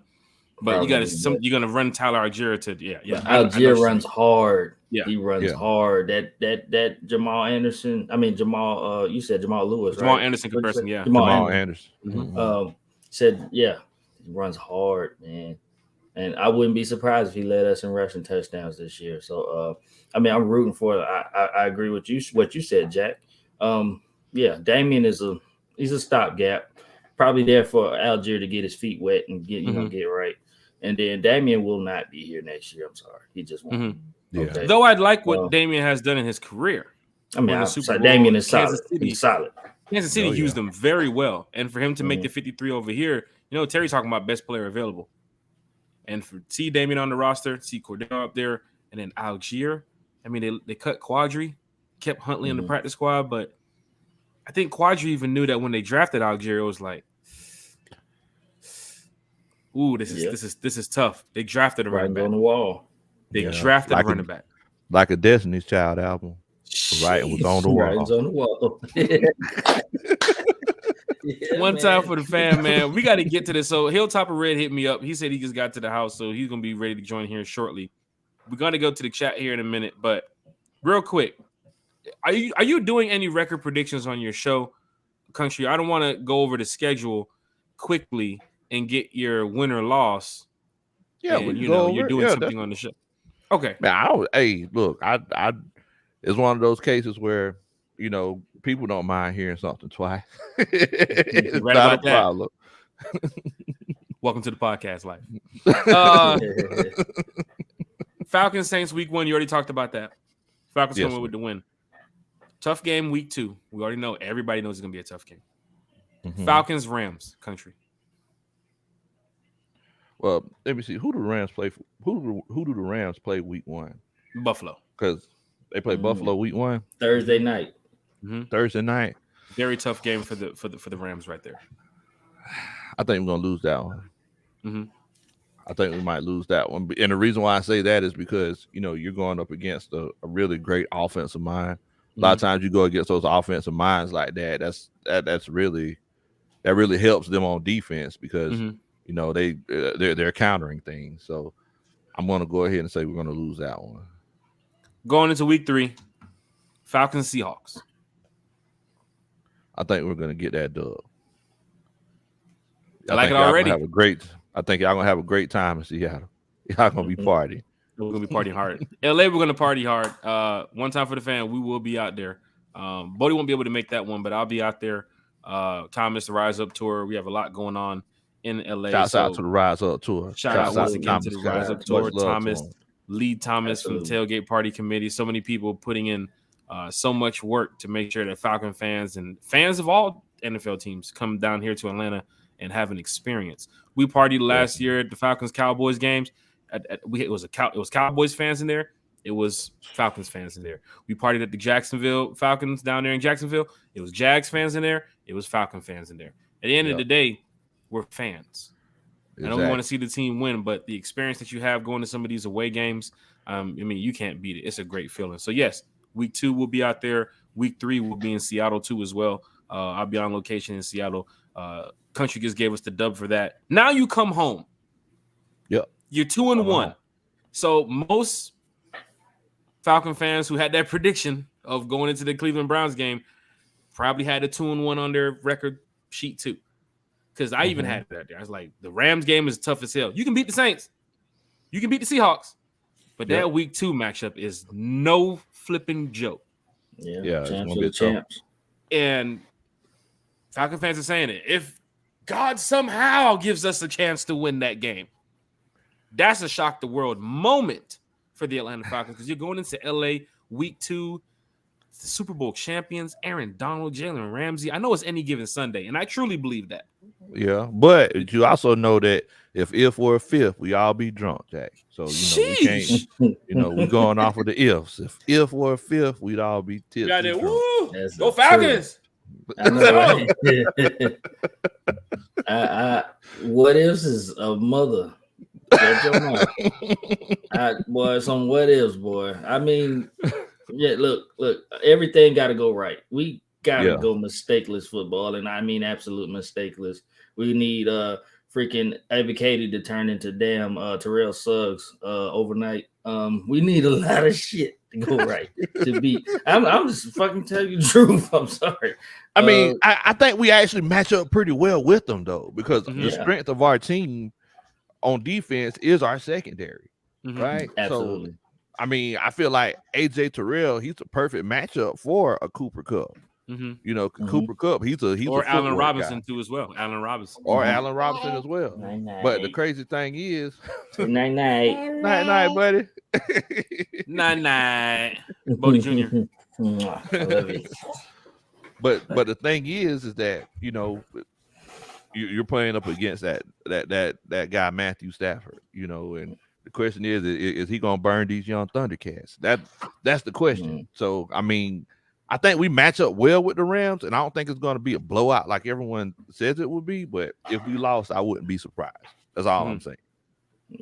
Hilltopper Red, he's sitting in the lobby. Shout out to Hilltopper Red. He's going to come in here and talk about D'Angelo Malone Rookie Report shortly. You come home now, week 4. Coming home. You got the Browns. No Deshaun Watson. Country, you're 2-1 now, coming back to the house. Falcon fans should be buying up the tickets because we're 2-1. We're 2-1, y'all. Y'all going to the game today? Yeah, them Falcons looking good. They look good. That number one. I'm coming to cover them games. That Marietta guy really slaying. That Marietta.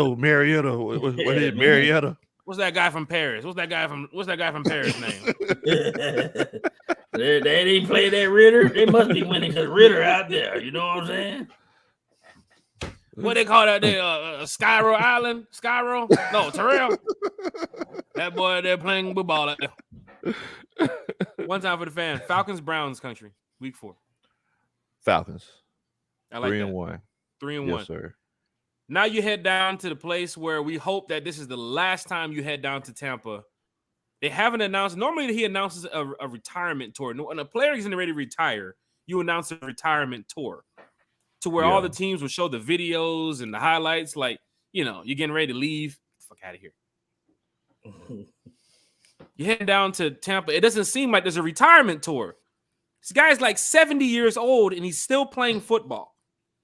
And to rub it in Falcon fans' faces after leaving Foxborough, he goes to the Bucs. Now, you heading down to Tampa, Country. Yeah. You got to play Tampa. You got to play the Bucs. Give me your thoughts on that, man. Win or loss.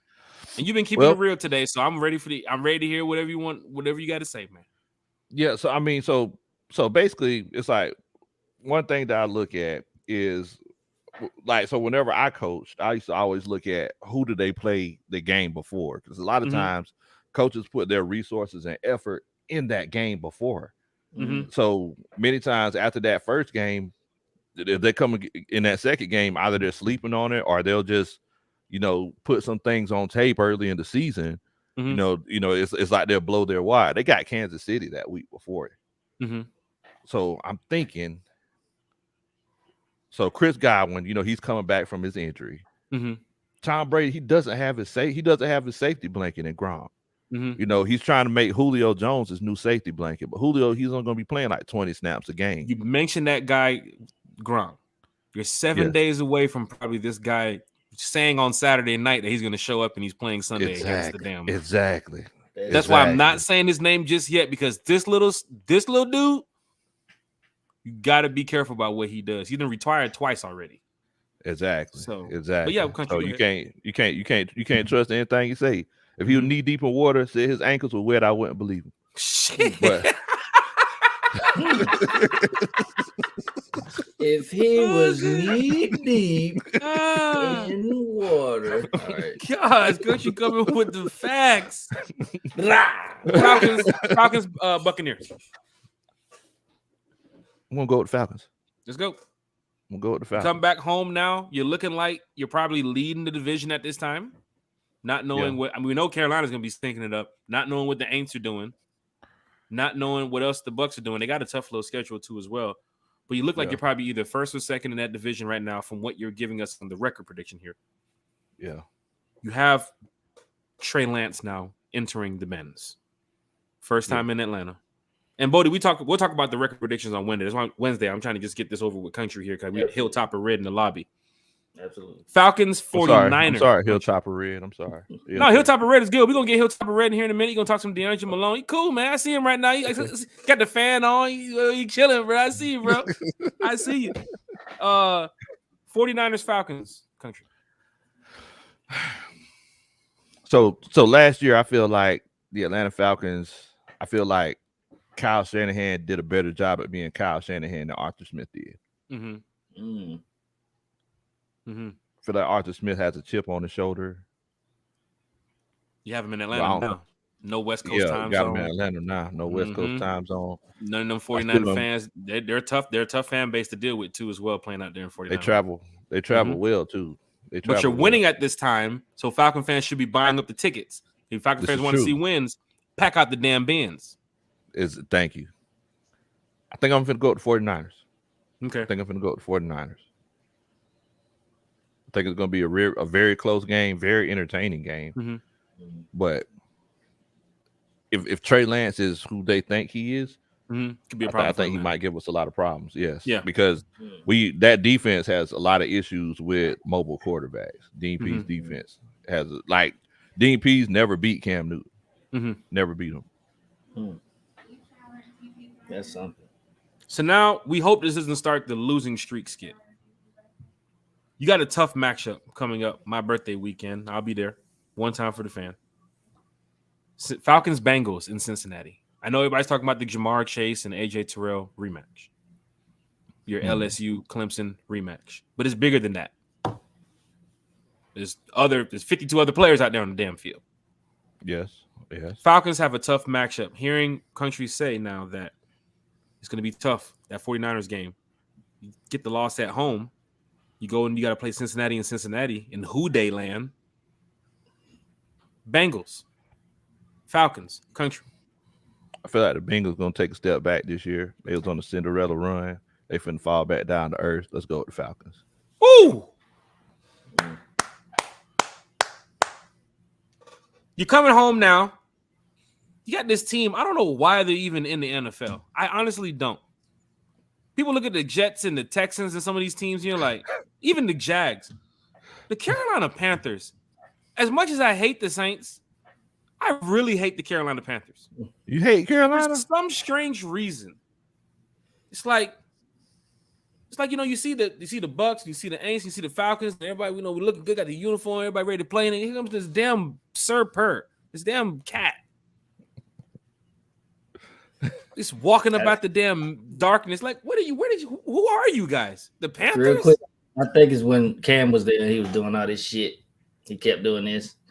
I laughed so hard when they got beat to sleep in the Super Bowl, though. That shit. I did too. Go ahead, continue. The picture will forever live in Falcon fans. The Cam Newton not falling on the damn. Oh, I'm sorry, not Falcons fans, Panther fans. Cam Newton not falling on the fumble. Yeah. Just the picture of him stepping back as the ball is sitting right there in front of him. Mm-hmm. Should let you guys know, Falcon fans, what's going on. Falcons, Panthers, Kuntry, before we go ahead and wrap it up here. All right, yeah. So I'm gonna go with the Atlanta Falcons in that particular game. I feel like the Panthers just have a few more things they need to work on. Side note, Carolina says that we're in a rivalry. I just don't see it. I'm in the NFC South roundtable group that we do every year, and they say, "Man, we hate y'all Falcons." I was like, "The feeling's not mutual." I mean, I feel the same way. That's the thing. I feel the same way that, Jack. I guess Jack hates them, but I don't.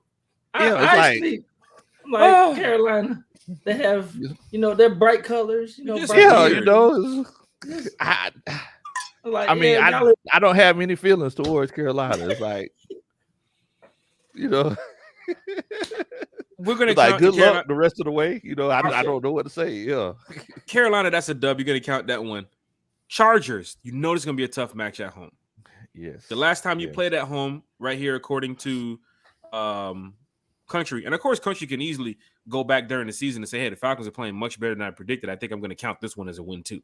So, of course, Kuntry always has. He can go back and change it up anytime he wants to. But you just lost against the 49ers at home. The next home game now is against the Chargers. After you went on the road to play the Bengals and I'm sorry. Yeah, the 49ers, you lost that game.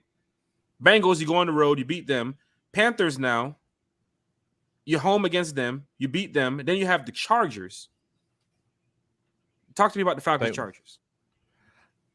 I think we're gonna lose against the Chargers. I feel like Chargers just are a little bit offense too is just way us. too much. Way stacked. Offense, yes. Defense. I mean, don't forget they got Khalil Mack now. They got 100% Bosa now. James is there 100% Bosa. Derwin James, Jackson too, the cornerback right now, right? Yeah, Jackson, and they also didn't they get Asante Samuel Jr.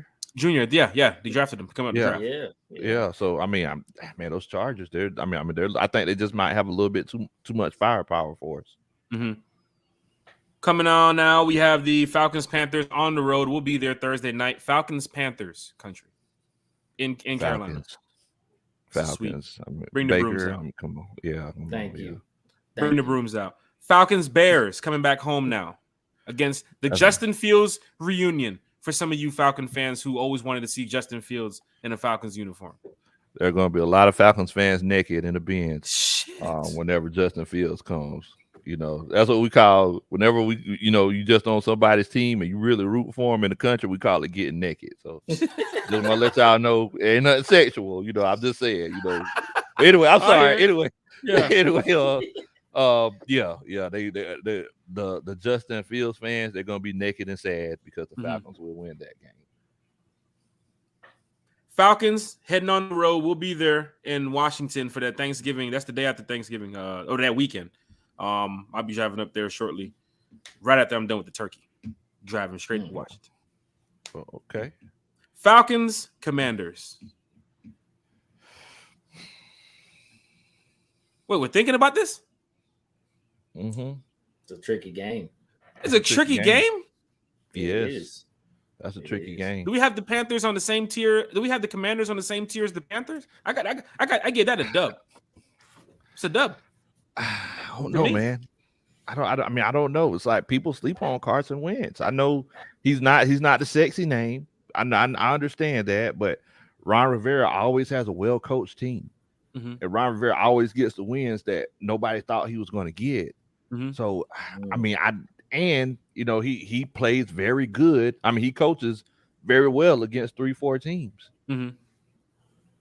I'm going to go for the Falcons. Coming back home now, Falcons Steelers. There's going to be a lot of Steeler fans in the Benz. I'm just going to go ahead and say it. Yes, it is. You can be 13-0, and there's still going to be a lot of Steeler fans in the Benz. They will pay whatever for tickets. They will pay. They don't care what it is. They'll buy them through the black market if they have to. Falcons Steelers, but the fans don't play the game. Falcons Steelers country. That's it. I'm going for the Falcons. I think the Falcons gonna get the Steelers. That makes me feel good. Gonna get the Steelers. Because the next week you're riding the high. It's looking like from your prediction right now, you're in a wild card spot. Depending on how the NFC looks, we know the NFC is not the strongest. I think the AFC has a little bit more competitiveness with some of their teams and players. The NFC's you can get by with 8 wins and get to the damn wild card in the NFC. Yes. Yeah. You can see in the AFC they be locking up wins early. Them Kansas City, they racking them up. Chargers, they're doing a really good job too as well. Who else? Baltimore, some of these other teams that you're seeing. I mean, they're getting these early wins in the season. Hearing from what Kuntry's saying, it's kind of like what I said. You're looking at a wild card. You're looking at that, that Saturday game. You might be able to get, not knowing what the Bucks and the Aints are doing. But now you just beat the Steelers. You beat the Commanders. You beat the Bears. You're riding a 3-game winning streak. Oh, man. You head down to the Bayou. With the Rise Up Tour. Shouts out to Thomas Scott in the chat. What's up, Thomas? What's going on, Thomas will be here Thursday. He's going to tell everybody about the Rise Up Tour, about the events coming up this season. We're going to all the away games. We got parties set up. We got a lot of meet and greets. It is going down this season with the Rise Up Tour. So if you're traveling to any away games, LA, Seattle, Cincinnati, Tampa. We got the bus trip to Tampa, the bus trip to Carolina, meet and greets every Saturday before the game. You can't do it better than the Rise Up Tour. And the Rise Up Tour will be here Thursday to talk to y'all about what's going on. But we're heading down to the Bayou. Are you driving or you flying, sir? So everybody just listen. Oh, Bodhi rolling with you? Bodhi will be down there too as well. I don't know if he's driving or flying there, but Bodhi will be with me too as well. We'll be down there. Chase is down there. So all the podcasters One Time for the Fan is there. Boo Man Shaw is there. Bodhi is there. Chase is there. I'm there. Dez, who you don't normally see because he doesn't sleep. He's been playing Madden since Madden came out. He hasn't slept. Dez, we're going to try to pry him off that couch. He's probably glued to the couch. We're going to get some crowbars and some I don't know, some hot water and do something. We're going to try to get this man off that damn couch. He hasn't moved in literally 326 hours. I don't know how he's doing it. Lord have mercy. But shout out to Dez, man. But yeah, are you driving? Are you flying? You'll be down there in New Orleans? I will be down there in New Orleans. So, I'm going to be linking up with the Rise Up Tour, trying to do it big with my homeboy, big bro, Thomas Scott. But I don't know if we're going to be driving or flying yet, though. I don't like to drive. I done got Sadiddy. But I think we might take that L, bro. I think we might take that L in that. Another split series with the Aints. Another split series with the Aints. Gotta sweep these guys, country. We gotta sweep them, man. Hey, man, unfortunately, I wish that was the case, man. But I think we're gonna have to end up splitting that thing. Okay. So now, one time for the fan, I'll be following the Falcons bus from New Orleans to Baltimore, where we will meet up with Kyle J. Andrews. We had Kyle on for the Arnold Ebiketie rookie report earlier this year. Kyle's a big Ravens guy. He used to work with the Ravens journalism team, so he used to be out there in that field. So we'll link up with him. But that's a Christmas Eve game. This is the one game where weather conditions could play a big part in the game. You don't know what you're going to expect in Baltimore on Christmas Eve. Yes. It could be 17 degrees. It could be snowed out. It could be a good 45-degree weather with sun. We don't know. But we're a dome team. And this is the one game. Now, that Commanders game in November, that's fair weather game. Washington should be around 52, 53. 50, 40. Yeah. 50, 40. It's going to be at least nice. The sun might be up. You don't want a cold weather, rainy game. The last time we went to Washington was around a November game. It was pretty decent. I had the long sleeve with the jersey over it, so it was pretty decent. But country, Falcons, Ravens, Baltimore, Christmas Eve. This is a big game right here. Talk to us about it. Well, one thing that we know about Lamar Jackson is as the season continues to go on, he starts declining a little bit, right? Starts getting cold. That Florida boy, he don't play the same kind of ball. Now, the linebackers are going to make a huge impact on this game. We all know that Mark Andrews is his guy. And we know that he has what's the kid's name? Mike Davis.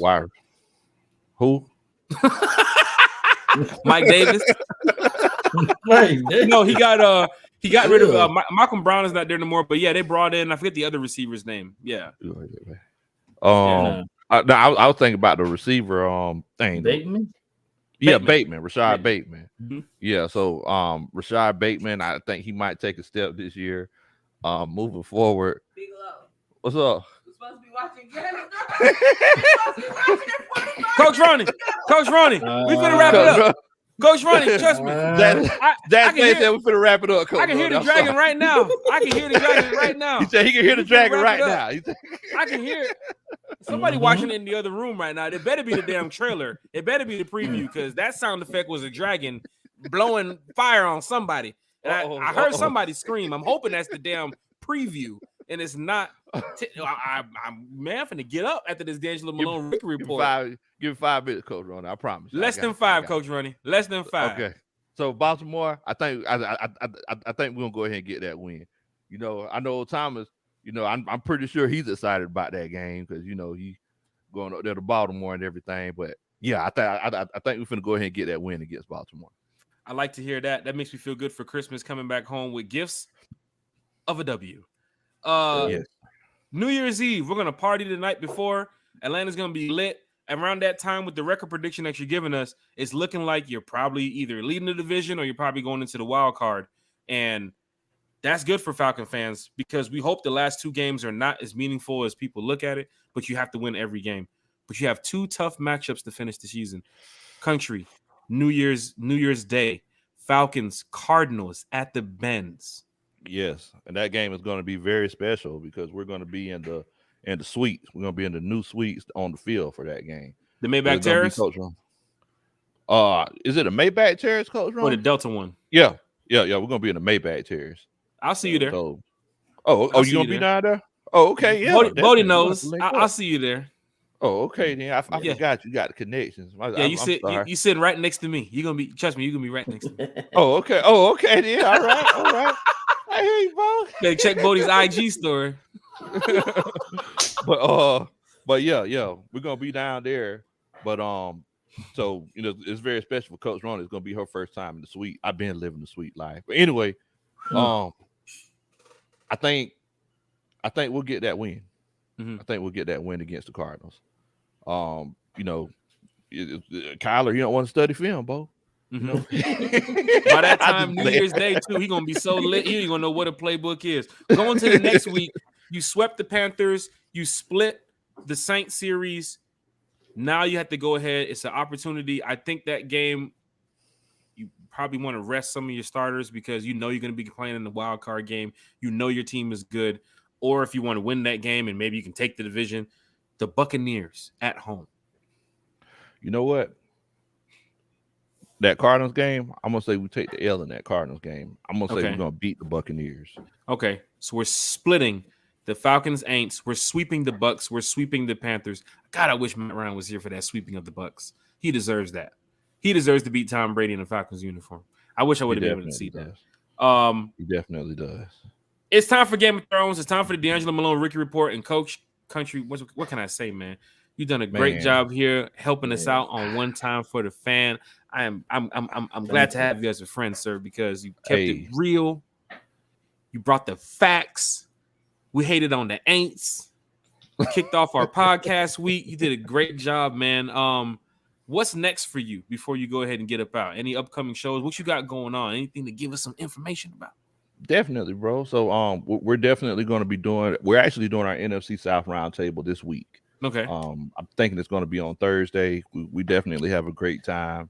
You know, we're going to be bringing a lot of content, a lot of great content. Y'all know I give the the factual content, and y'all know I also do like the funny comedy content as well.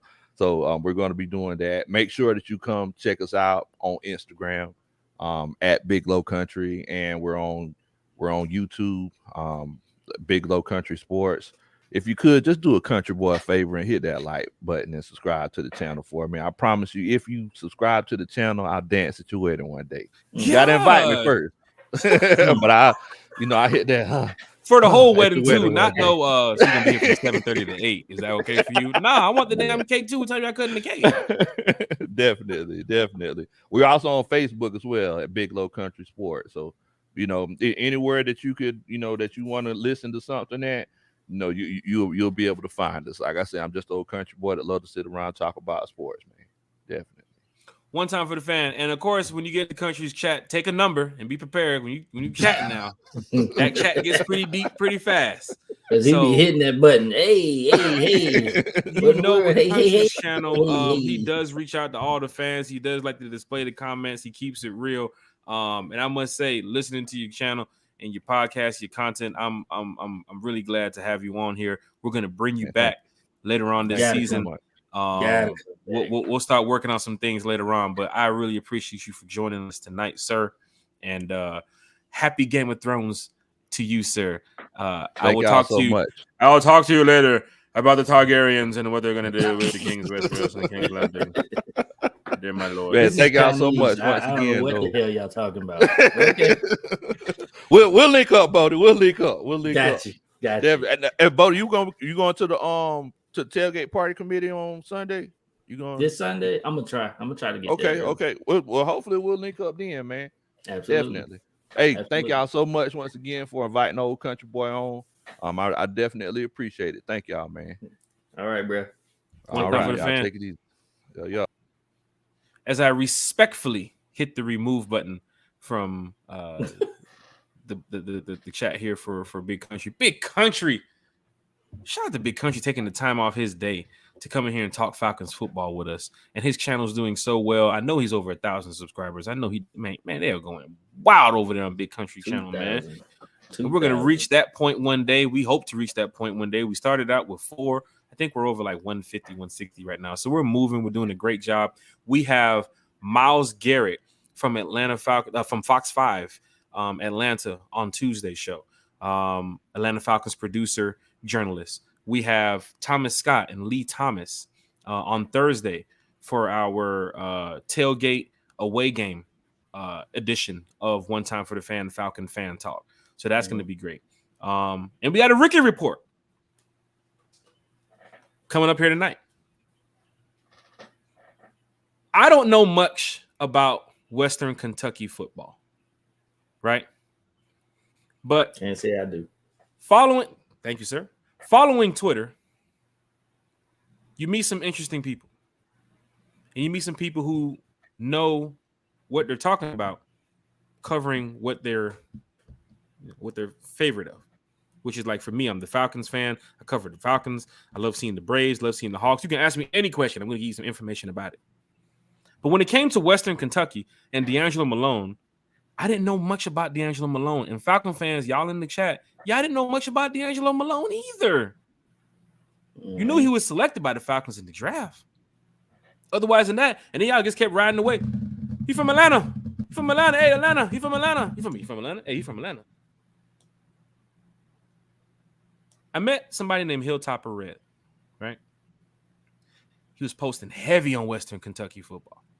Heavy on Western Kentucky football. So I reached out to him. Watch this, y'all. Hill, what's up? Topper, how's it going? Red is here live with us. That's good, man. To give us the D'Angelo Malone rookie report. I'm excited. I've been waiting. Glad to have you here, sir. We had the Drake. Thank you for your patience. Thank you. Please. No Wednesday, we tried to get you on. You were super busy. You reached out to me and said, man, I still want to do this podcast. I still want to let y'all know about D'Angelo Malone. So we made it happen. I'm glad to have you on the show. Thank you for having me. I appreciate it. Falcon fans, we had the Drake London rookie report with Carlo Jimenez, Pac-12 broadcaster, KXSC student radio, sports director. Gave us a lot of information on Drake London. Then we had the Arnold Ebiketie rookie report with Kyle J. Andrews, Penn State. He covers Penn State football. He covers the Ravens. Came over and he talked to us about Arnold Ebiketie and what he saw. Then we had the Desmond Ridder rookie report. No, the Troy Anderson rookie report with Ryan and Ryan from Montana State. They told us about Troy Anderson. They're going to build a statue for Troy Anderson. Falcon fans, you didn't know that. They were going to build a statue for Troy Anderson at Montana State. He's probably one of the greatest players in Montana State history. We learned so much about these rookie reports. Then we had Jeff Howell from Cincinnati's podcast to talk about Bearcat football with Desmond Ridder. Now we move on to the next segment, D'Angelo Malone. We have Hilltopper Red here to join us. Hilltopper, you're a big Western Kentucky fan. Am I right? Yes, I love it. Can you give us some information on yourself, sir, and how long you've been a Western Kentucky fan of their football, their program, what they got going on, and just a little bit about yourself, sir? Well, I've been a fan ever since I was probably like 3 or 4 years old. I've went to all the games, season ticket holders for basketball, football, baseball. I mean, even sometimes. And I used to go into locker room after basketball games. I used to sing the fight song on the coach's radio show for basketball. And I mean, everything there is to it. I just love to research about the team, go to the games, understand what's happening in the game, understand what the players are doing, what the players' tendencies are, everything like that. So, yeah, I've just grown up a massive fan, and I just love to cover them.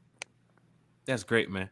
That is great to hear. And you heard it when we did the rookie reports, Bodhi, with some of the other journalists and podcasters who came on, from Carlo being at the school with Drake to Arnold working for the paper, the school paper, and dealing with the Baltimore Star, and then watching Arnold play.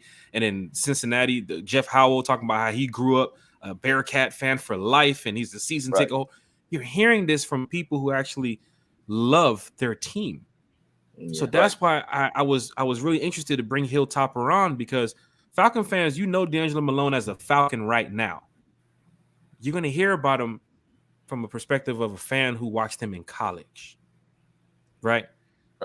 We're going to get straight to that, Hilltopper, because we wanted you Wednesday. Now we got you here now. We're all amped up for the D'Angelo Malone rookie report. And it's really great to have you. So going over the first question, when he was selected, a lot of people didn't know too much about D'Angelo Malone. We quickly did some research about him being, I think, his Conference USA Player of the Year twice. Some of the awards that he's won over there in Western Kentucky. I think he holds the sack record too as well at Western Kentucky. He's a big leader. He played football here in Atlanta. He's from Atlanta. But from you seeing him at Western Kentucky and hearing, locker room stories and, game stories and off the field stories, what type of player are the Atlanta Falcons getting on defense when it comes to D'Angelo Malone? I can promise that they're getting a mean, tough player. I mean, he's the guy who he's not going to show you any mercy. He doesn't care if you're the smallest quarterback he's ever seen in his life. He's not going to show you any mercy. He'll take you out of the game. He'll injure you. He's a guy. He hits so hard. He'll pop the crap out of any quarterback if he gets a chance. I'm not kidding. He's a player who can basically. He's your edge, so he's the edge, so he's on the side, and he's not the biggest guy, but he's tall. He's really athletic, really physical, really built. He can change the course of games at any second. I mean, there's games where he's had massive forced fumbles, not because he stripped the quarterback, but because he hit him so hard he just let go of the football. I love it already. He'll just knock the ball out. He'll do it to a running back. He'll do it to a quarterback. He'll do it to a wide receiver if he gets the chance and he's down the field. He's quick. He'll just pop you. He can change the course of the game. He's got good hands too. He can make an interception if there's a tip ball or something like that. And there's a lot that the Falcons are going to be getting with him. Bodhi, you hear that, Bodhi? Man, get me excited. We need somebody to take some helmets off. I hope to get you guys excited because I absolutely loved every single second of him in college watching him play. He had some opportunities in preseason where he had some chances to almost get after. I think Detroit, he almost had a sack. Once again, it's always those split-second moments where if you had one extra second, you get the chance to see what his player is. But the punt block from Quentin Bell and then the pick up and scoop from D'Angelo Malone, the special teams coverage, he's doing very well. We talked about the special teams earlier in the podcast this year where I had mentioned special teams is just changing things up this year, and they're going to block a punt. Preseason the other day against the Jags, they blocked it. D'Angelo Malone scooped it up. That was a touchdown, right, buddy? Did they call that on the one, or it was a touchdown, right? It was on the one. They put it on the one. It was on the one. But D'Angelo Malone and Quentin Bell, two players that you're going to hope to look for not only on the special teams coverage, but they're also your outside linebackers, your edge rushers too as well. So look for that this season, Falcon fans. Chase had a question, but Chase is busy tonight. He'll be with us on Tuesday. One of our other podcasters, he wanted to know, Hilltopper Red, how long do you think it would take for Malone to be that player that Atlanta desperately needs on defense? Well, I think he can learn really quickly. I think he's coming under a new system. It's going to be different than WKU or Western Kentucky. And he's a guy he is really good. While he's a mean guy, he's a really nice guy off the field, and he's somebody who can take advice from coaches. He'll listen to his coaches. He'll adjust to his new role, like on special teams, like you were saying. He can adjust into that role really fast. He's a good listener. He can take over a defense. He can lead a defense if he ever gets to that point. If he gets the opportunity, his drive and motivation is so strong. I mean, his motivation is crazy that he can wreak havoc on the defensive line. He had 59 tackles for loss at WKU in his career, which, like you said, was the record holder at WKU. He's number 2 in school history, had 349 tackles. So Devin, who's with the Chiefs now. So there's a lot he can do, and I think he can learn really quick for any role. Bodhi, your take on that, of just hearing what he's done in college and now what he can do with the Falcons coming up this season, Bodhi. This is great what we're hearing. Just love to hear that he's a quick learner and adjusting. He adjusted whatever role he's played or is told to do. I mean, that's just big. We need those interchangeable pieces like him. Like, he can be all over the place. He can definitely do different types of things. And I love that he is the all-time sack leader of Western Kentucky football. That is amazing. So we know he can rush the passer. We definitely know that. So that's great. Falcon fans, you hear what Hilltopper Red is saying. You can go back and look at the highlights. Look at the from what the journalist has said in college when he was coming out, his scouting report. It lets you know that the Falcons are definitely doing a good job scouting. Hell, they got Arnold Ebiketie, an edge rusher to watch for this season. D'Angelo Malone. You're hearing his stats in college. You're hearing this guy's a machine. TFLs. That's crazy. Release him, Falcons. Let him go week 1 against Jameis. Cut the damn chain and let this man go. You right in here talking some coach, you ready? I'm ready. Let's go. Release him against Jameis Winston. That's what we need. And to hear that he can hit you so hard, that's the reason why you're getting your fumbles, not the strip sack.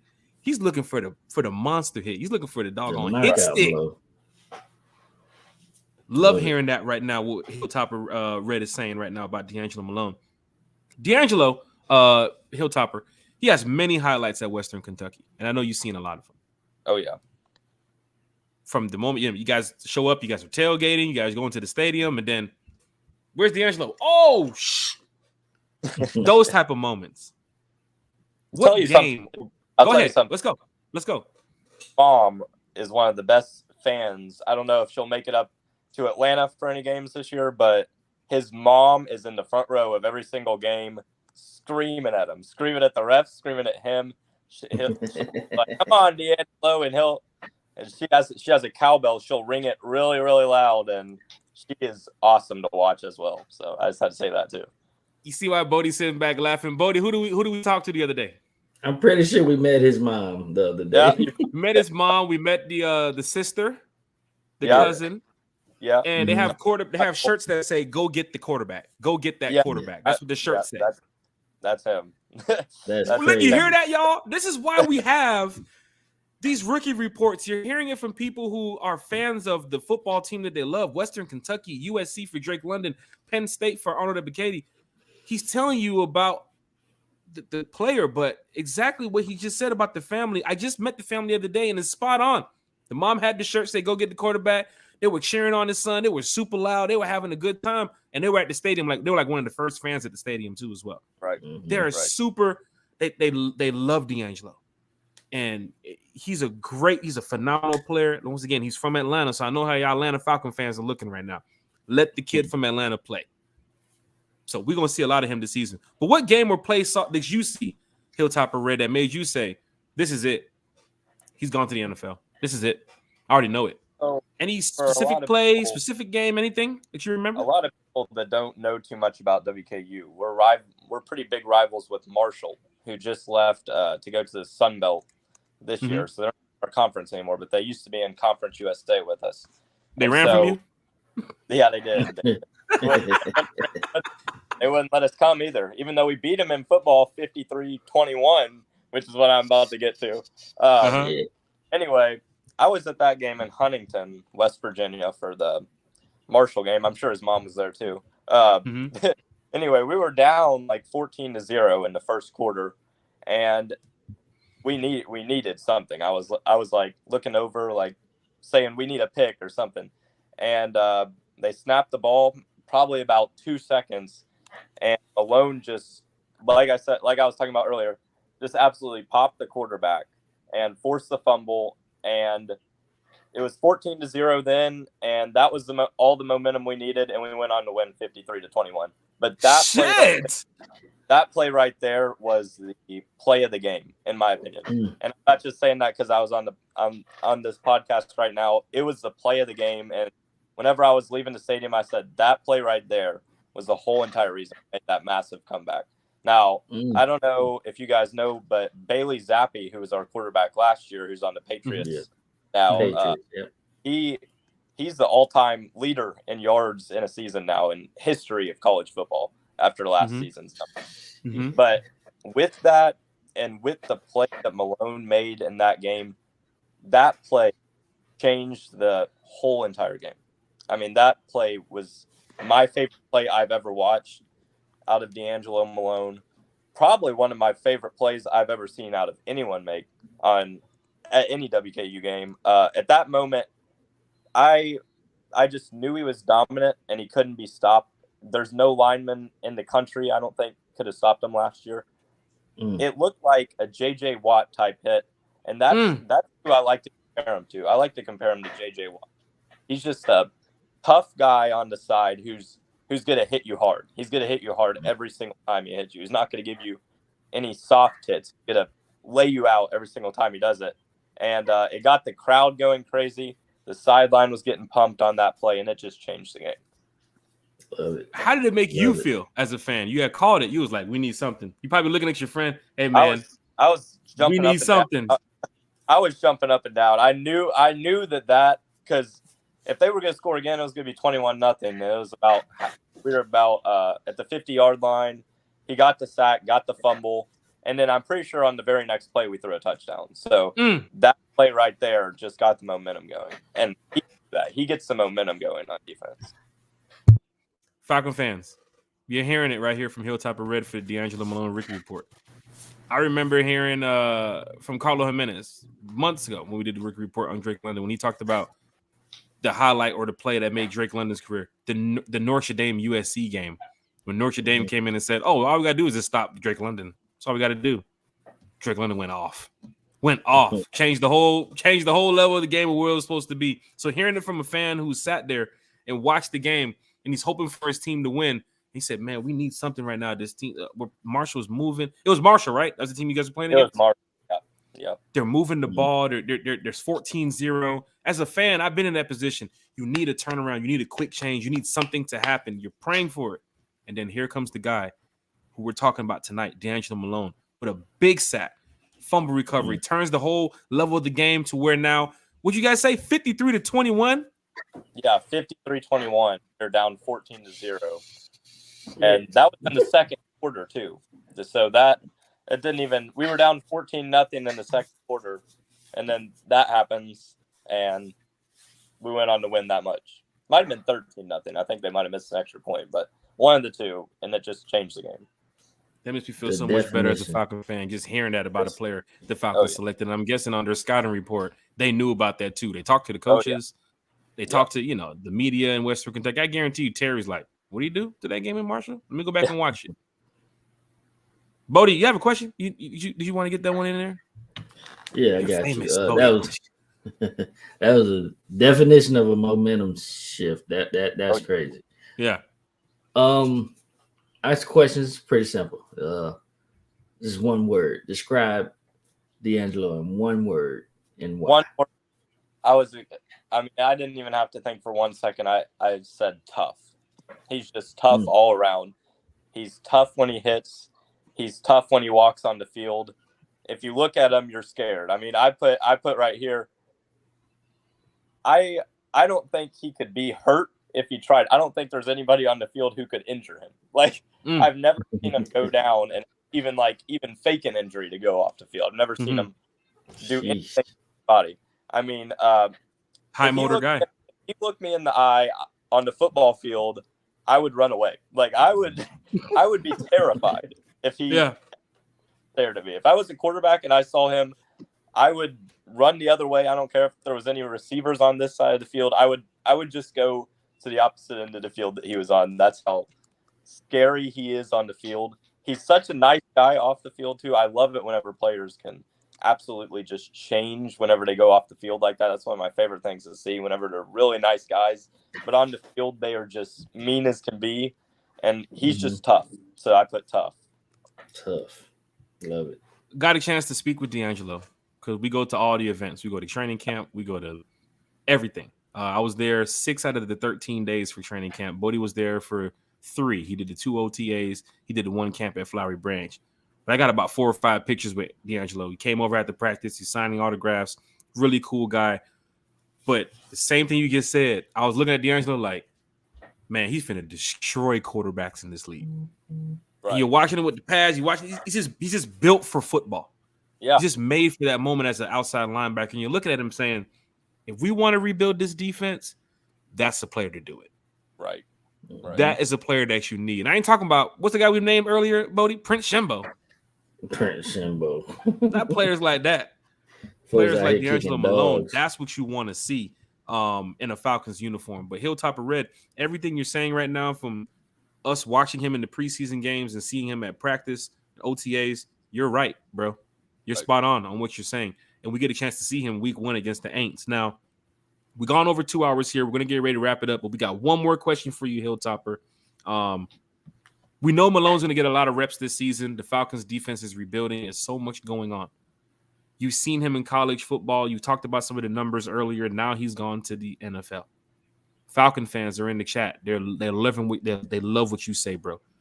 Can you give us an idea of some numbers that you think D'Angelo Malone can put up in the NFL this season with enough amount of reps?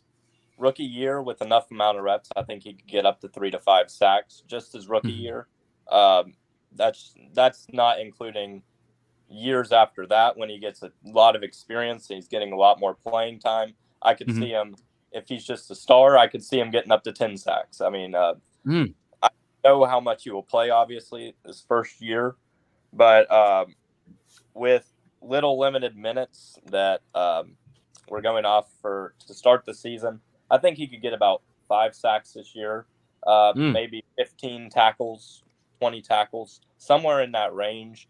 But I think he's going to get some playing time, and I think he's going to come in and definitely be a playmaker when he needs to be. See that right there? That's great to hear. Because that's what I want to hear. Playmaker, some of the words he's using today, playmaker, tough. Like, Falcon fans, these are some of the, I mean, you want to feel that energy that D'Angelo Malone feels when he steps on the field. Even as a fan, you want number 51 to get to the quarterback. Just like his mama's shirt says. Get to the quarterback. Why do you think his mom over there yelling and screaming it? Do like what his mama's doing, Falcons fans. Stand up and tell D'Angelo Malone, get to the quarterback too. They feed off that energy. That's probably why he has his mom yelling the whole game at him, telling him to do it. And he has one job to do, and he gets to the quarterback. He listens to her. So even meeting them, because we met them at the OTAs when they had the first one at the Benz, and then the second one, and it was still the same vibe. Like, my son is he's the truth coming over here to the Atlanta Falcons, and you can just hear just speaking to them. They're just so they love the fact that their son can play for the Falcons. Right. The hometown kid. And I don't know if people was looking at what's the kid's name from Malik Willis, some of these other players that the Falcon fans wanted. Falcon fans, you have a hometown kid in your backyard. Right. His cousin Justin Schaefer is on the practice squad. Georgia guy. I know Falcon fans want to see both of them on the field. Justin needs a little bit more time to get it together. That's why he's on the practice squad. But D'Angelo Malone is going to be out there against the Saints on Sunday. He's ready. Oh, yeah. He's ready. And from what I've seen in preseason, what Hilltopper Red is telling us right now, I'm ready to see 5 sacks for D'Angelo Malone. That's more than what Dante Fowler put up, and we just gave him like $30-some million. Falcon fans. Exactly. So you're hearing what Hilltopper Red said. 5 sacks that's good for your Bodhi, 4th round, right? 5th round? Yeah. Fourth round. Fourth round. That's good for your 4th round edge rusher that most of y'all didn't know about because y'all don't pay attention to Western Kentucky football. But when you bring in somebody who follows Western Kentucky football and who is a diehard Western Kentucky fan, like we are Falcon fans, right? I love hearing information like this. I feed off of this. I build up for those moments when I said, "Boy, Hilltopper Red, he's telling the truth." I'm gonna see it this season. We saw it with Arnold Ebiketie with the pressures he's had this season. And I'm like, but Kyle Andrews was telling the truth about Arnold. Real deal. Desmond Ridder, remember what he said about the interception? Desmond Ridder, even if he throws an interception, he still gets back to it and gets after it. And we saw it the other day against the Jags game. Gets after it.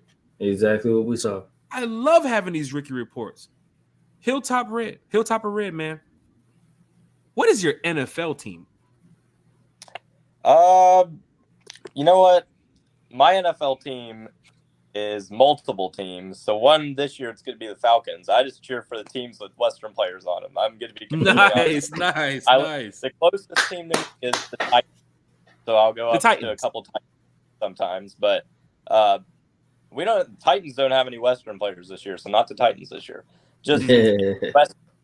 But since you guys have me on the podcast, I'll say Falcons this year. I'll pull for the Falcons really hard this year since Malone's on them and everything.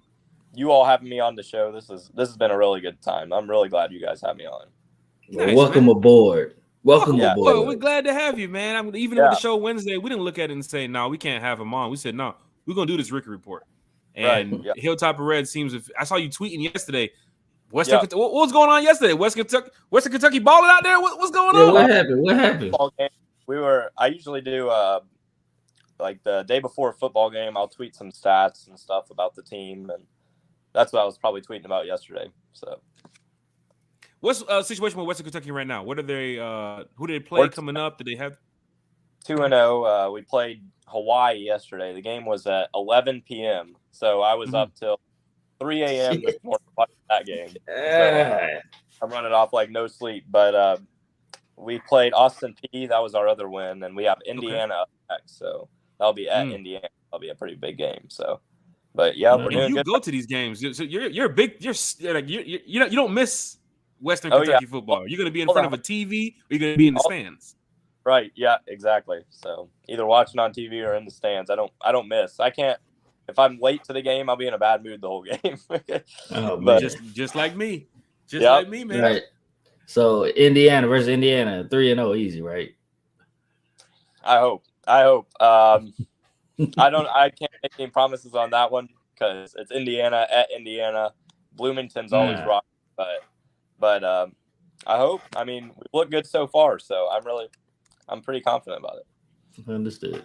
And shout out to your offensive linemen driving around Western Kentucky giving out T-shirts that say the Tops on there. That was pretty cool to see some of the players. I was doing some research on Western Kentucky before I got you on, and I was like, that's pretty cool that the college players went around and started giving out shirts to some of the fans on campus and everything. That's super cool. Coach Helton, I think he does a really good job of developing not only athletes, but really good people, and I think he's done a good job as that.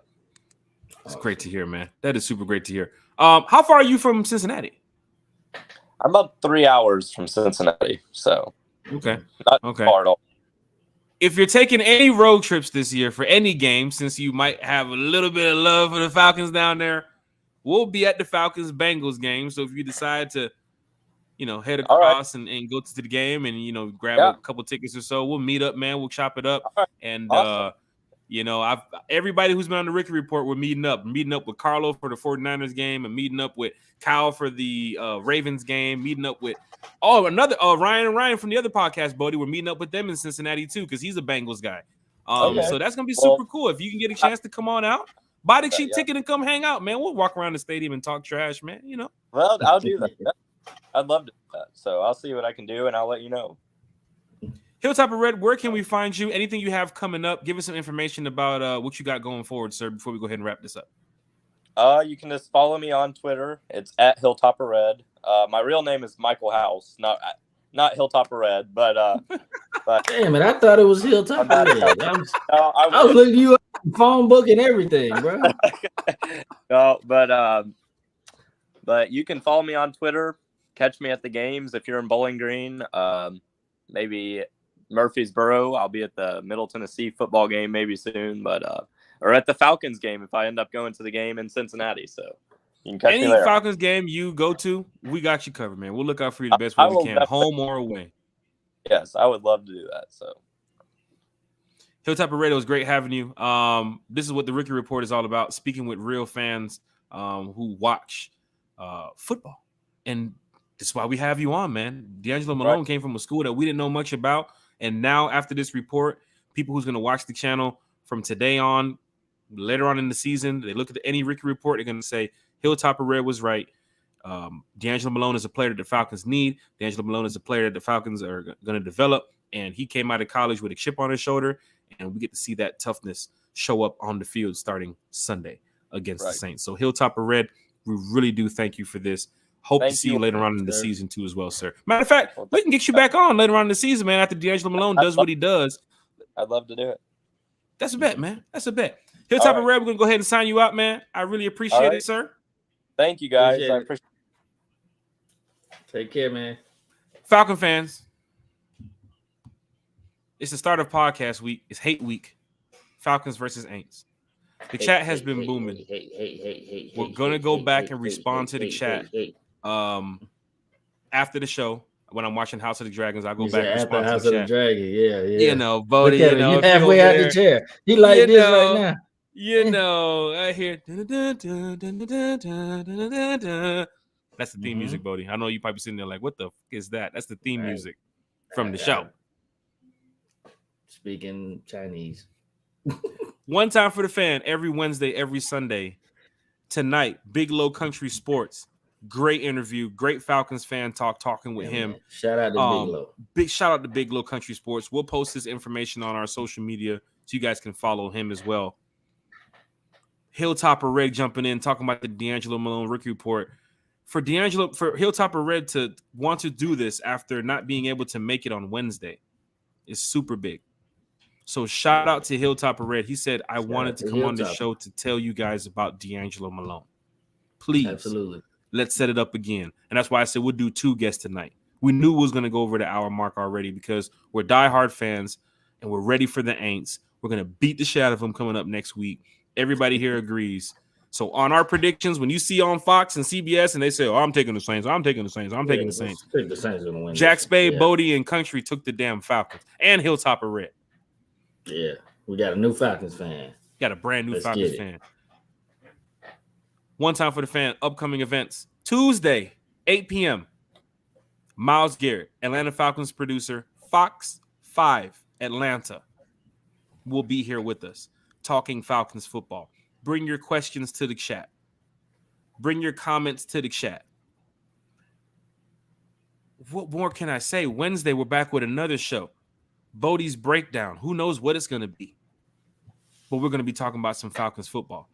Florida State is out here just driving on LSU. I picked LSU to win, but it's not what you want to see. They might go 2-0. Thomas is happy. That's why Thomas left the chat. Hey, we 2-0. Florida State's 2-0. Damn, don't tell me LSU poo-poo like that.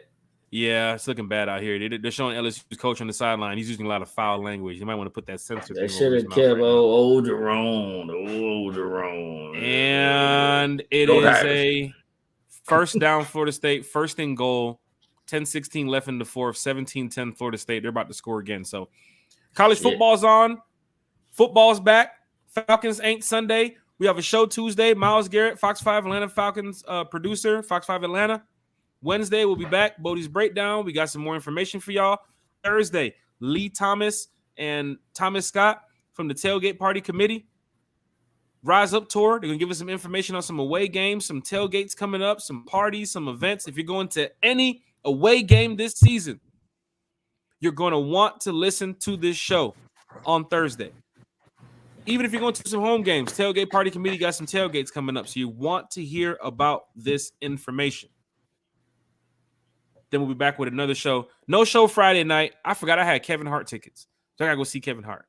So no show Friday. Wednesday will be the show that leads into the Falcons Aints. And then we will have our post-game report Sunday night, if we're not drunk enough, 8 o'clock after a big win. Let me tell you something. Big dub. We go in there and dub them damn Saints. I'm coming to the show. I'm coming to that show drunk as shit on Sunday. Falcon fans, get ready for it. One time for the drunk. One time for the drunks. One time for everybody in the chat tonight. Really appreciate everybody tuning in. We hit the 2 hours and some change mark. We're really about to hit 2 hours and a half. We're about to wrap it up. Bodhi, no 2 hour and a half show on Tuesday. No 2 hour and a half show on Tuesday. Give us some shout outs, Bodhi, before we go ahead and get up out of here, man. One time for my parents' internet holding up, bro. Dang. You might want to take it back. We should to Atlanta. Yeah, I probably need to pack that shit in the bag too. I mean, this shit holding up. Yeah, that through the thunderstorm too. I mean, shoot, I need to be a good gillionaire as well. Shout out to our guest, man. Big Low Kuntry Sports. You know, what in the world, bro? You know, man, solid takes, man. He tell it like it is. I respect that. I respect that, brother. Y'all go check his page. Y'all subscribe, like his page. Y'all do all of the above, man. Big Low Kuntry, solid dude. Shout out to Hilltopper Red, you know, giving us the facts, amping us up about our newest player, our rookie, D'Angelo Malone. Man, shoot, man, just hate week, man. I hate the Saints. Just no shout out to the Saints. Them Saints. God damn, I hate the Saints. And hate them. It's hate week. I gotta tell Myles Garrett, if anybody's watching from Fox 5 on Tuesday, I'm sorry. But you're gonna hear a lot of I hate the fucking Saints on Tuesday. You're gonna hear a lot of it. The closer I get to game days, the more I hate them. So, and Panther fans, like Country said, we really don't even care about y'all. There's no rivalry. Yeah, we hate y'all. We got too much energy hating the Saints. We ain't even think about y'all. One time for the fan. Shout out to everybody in the chat. Shout out to everybody who tuned in tonight. Because we had 2 guests on, you know how it works when it comes to going to the chat. We love to read the comments. We love to bring it out on the screen and we talk about it. But we knew we had to get the show done with both guests. So that's why we kept rolling tonight. But of course, right here on One Time for the Fan, bring your comments, bring your questions. We'll talk about it. You know, this is an open platform for you guys to come in here and like Harold Poole, he just comes in here and says F Matt Ryan every single time he drops into the chat. Joseph Avery, who comes in here and asks about questions about the offense and the defensive line. Joseph wants to know about that. Dave, who just comes in here and asks about the team itself. Shout out Dave. Thea, who's been in here. ATL Georgia Faithful, Bubba Gump, Rise Up Tour, LaMarcus Boyd, William Amy. So many people in the chat. If I missed you, Lisa Shepard, DSGB Hall. So many people in the chat tonight that was having a good time. We really appreciate you all. So shout out to you all. Please come on back Tuesday night. We have a pop-up show. We don't do Tuesdays. Sundays and Wednesdays. Let me give y'all a heads up. On Sunday, the shows will only be Sunday and Wednesday. 1 hour. Starting on Sunday. We're doing a lot of this because it's the Falcons and the Aints. We're all hyped up. We're on that Yak Mac. Week 1. Hate week. It's hate week. We're getting y'all ready for the Falcons versus Aints. Everybody in this chat should be at the game on Sunday. And if you're not, you should be tailgating. You should be partying. You should be having a good time to enjoy the Falcons returning to the football field to go beat the Aints. Shout out to all of y'all who are in the chat since day one, the new folks, some of the old folks. We really appreciate it. We respect y'all. That's what we do it for y'all. Wednesday, we'll give you the winners of the One Time for the Fan giveaway. I will get with you all on how you can receive the gifts too as well. Remember, the 5th person who wins, it's going to be like a little small gift. 4th person, same thing. We'll upgrade it. It's like levels. But the person who wins, you get a chance to win a jersey, and you get a chance to win tickets to the Falcons versus Bears game, sitting right there in the corner end zone by the Falcons tunnel. Courtesy of One Time for the Fan, courtesy of Coy Bishop, season ticket holder, longtime Atlanta Falcons fan. Shout out to Coy. Shout out to Coy. Talked to him the other day. Big shout out to Coy. Remember, if you want to be a part of the giveaway, put it in the chat right here. Got a lot of people's names from last time. But if you want to be a part of the giveaway, hashtag is One Time for the Fan. Hashtag One Time for the Fan in the chat, and we will add you to the giveaway. I remember some people posted it last week. Some people posted it on the other show the other night. If you see this now, you still have an opportunity before Wednesday so we can enter your name in the drawing. 3 days. One Time for the Fan. There it is right there. I'll leave it on the screen for y'all. One Time for the Fan. Hashtag One Time for the Fan if you want to be a part of the giveaway. Right now, I think we have 24 people a part of the giveaway. So only 5 winners now. That's all my pockets can do. Only 5 winners now. But we have some more giveaways. We have some more stuff coming up. My son is here. He's wearing his Falcons gear. We are ready to go Sunday versus the Aints. Tuesday, come on back, 8 p.m. Wednesday, come on back, 8 p.m. We got so much going on. Tuesday, Myles Garrett, Atlanta Falcons producer from Fox 5 Atlanta. Wait a minute. We got Fox 5 on the show? Yes, sir. I can't even give y'all some of the emails and some of the messages of who I've talked to already, who I'm going to get on the show coming up. Y'all going to be surprised. Y'all going to say, whoa, shit, One Time for the Fan is moving. We're doing the best we can. We want to bring y'all good content. We're Falcon fans.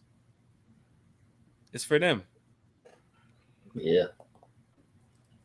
One Time for the Fan. We will see y'all Tuesday. Shout out to everybody in the chat. Of course, you know we do our signature before we get up out of here. One time for Big Low Kuntry Sports. Absolutely. One time. I got you, son. I got you, big guy. I got you, big dog. He said, hurry up. He's like, hey, I hear the music. Anyway, he ain't supposed to be watching Game of Thrones. I know he hears talking about it. You want to watch them throwing the games? Shit. He's going to go watch Ninja Turtles because he wants to be up. There ain't no school tomorrow. You know how it is. It's I know.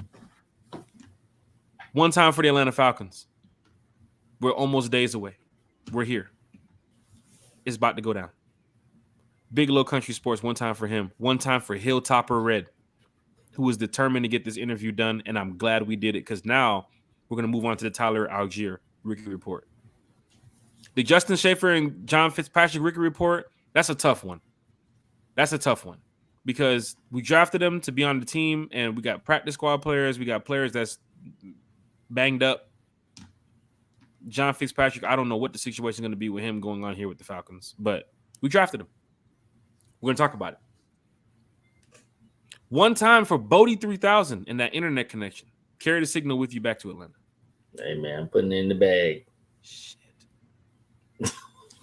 One time for Boo Man. One time for Dez. One time for everybody in the chat. One time for all the subscribers. One time for everybody who's been supporting the channel.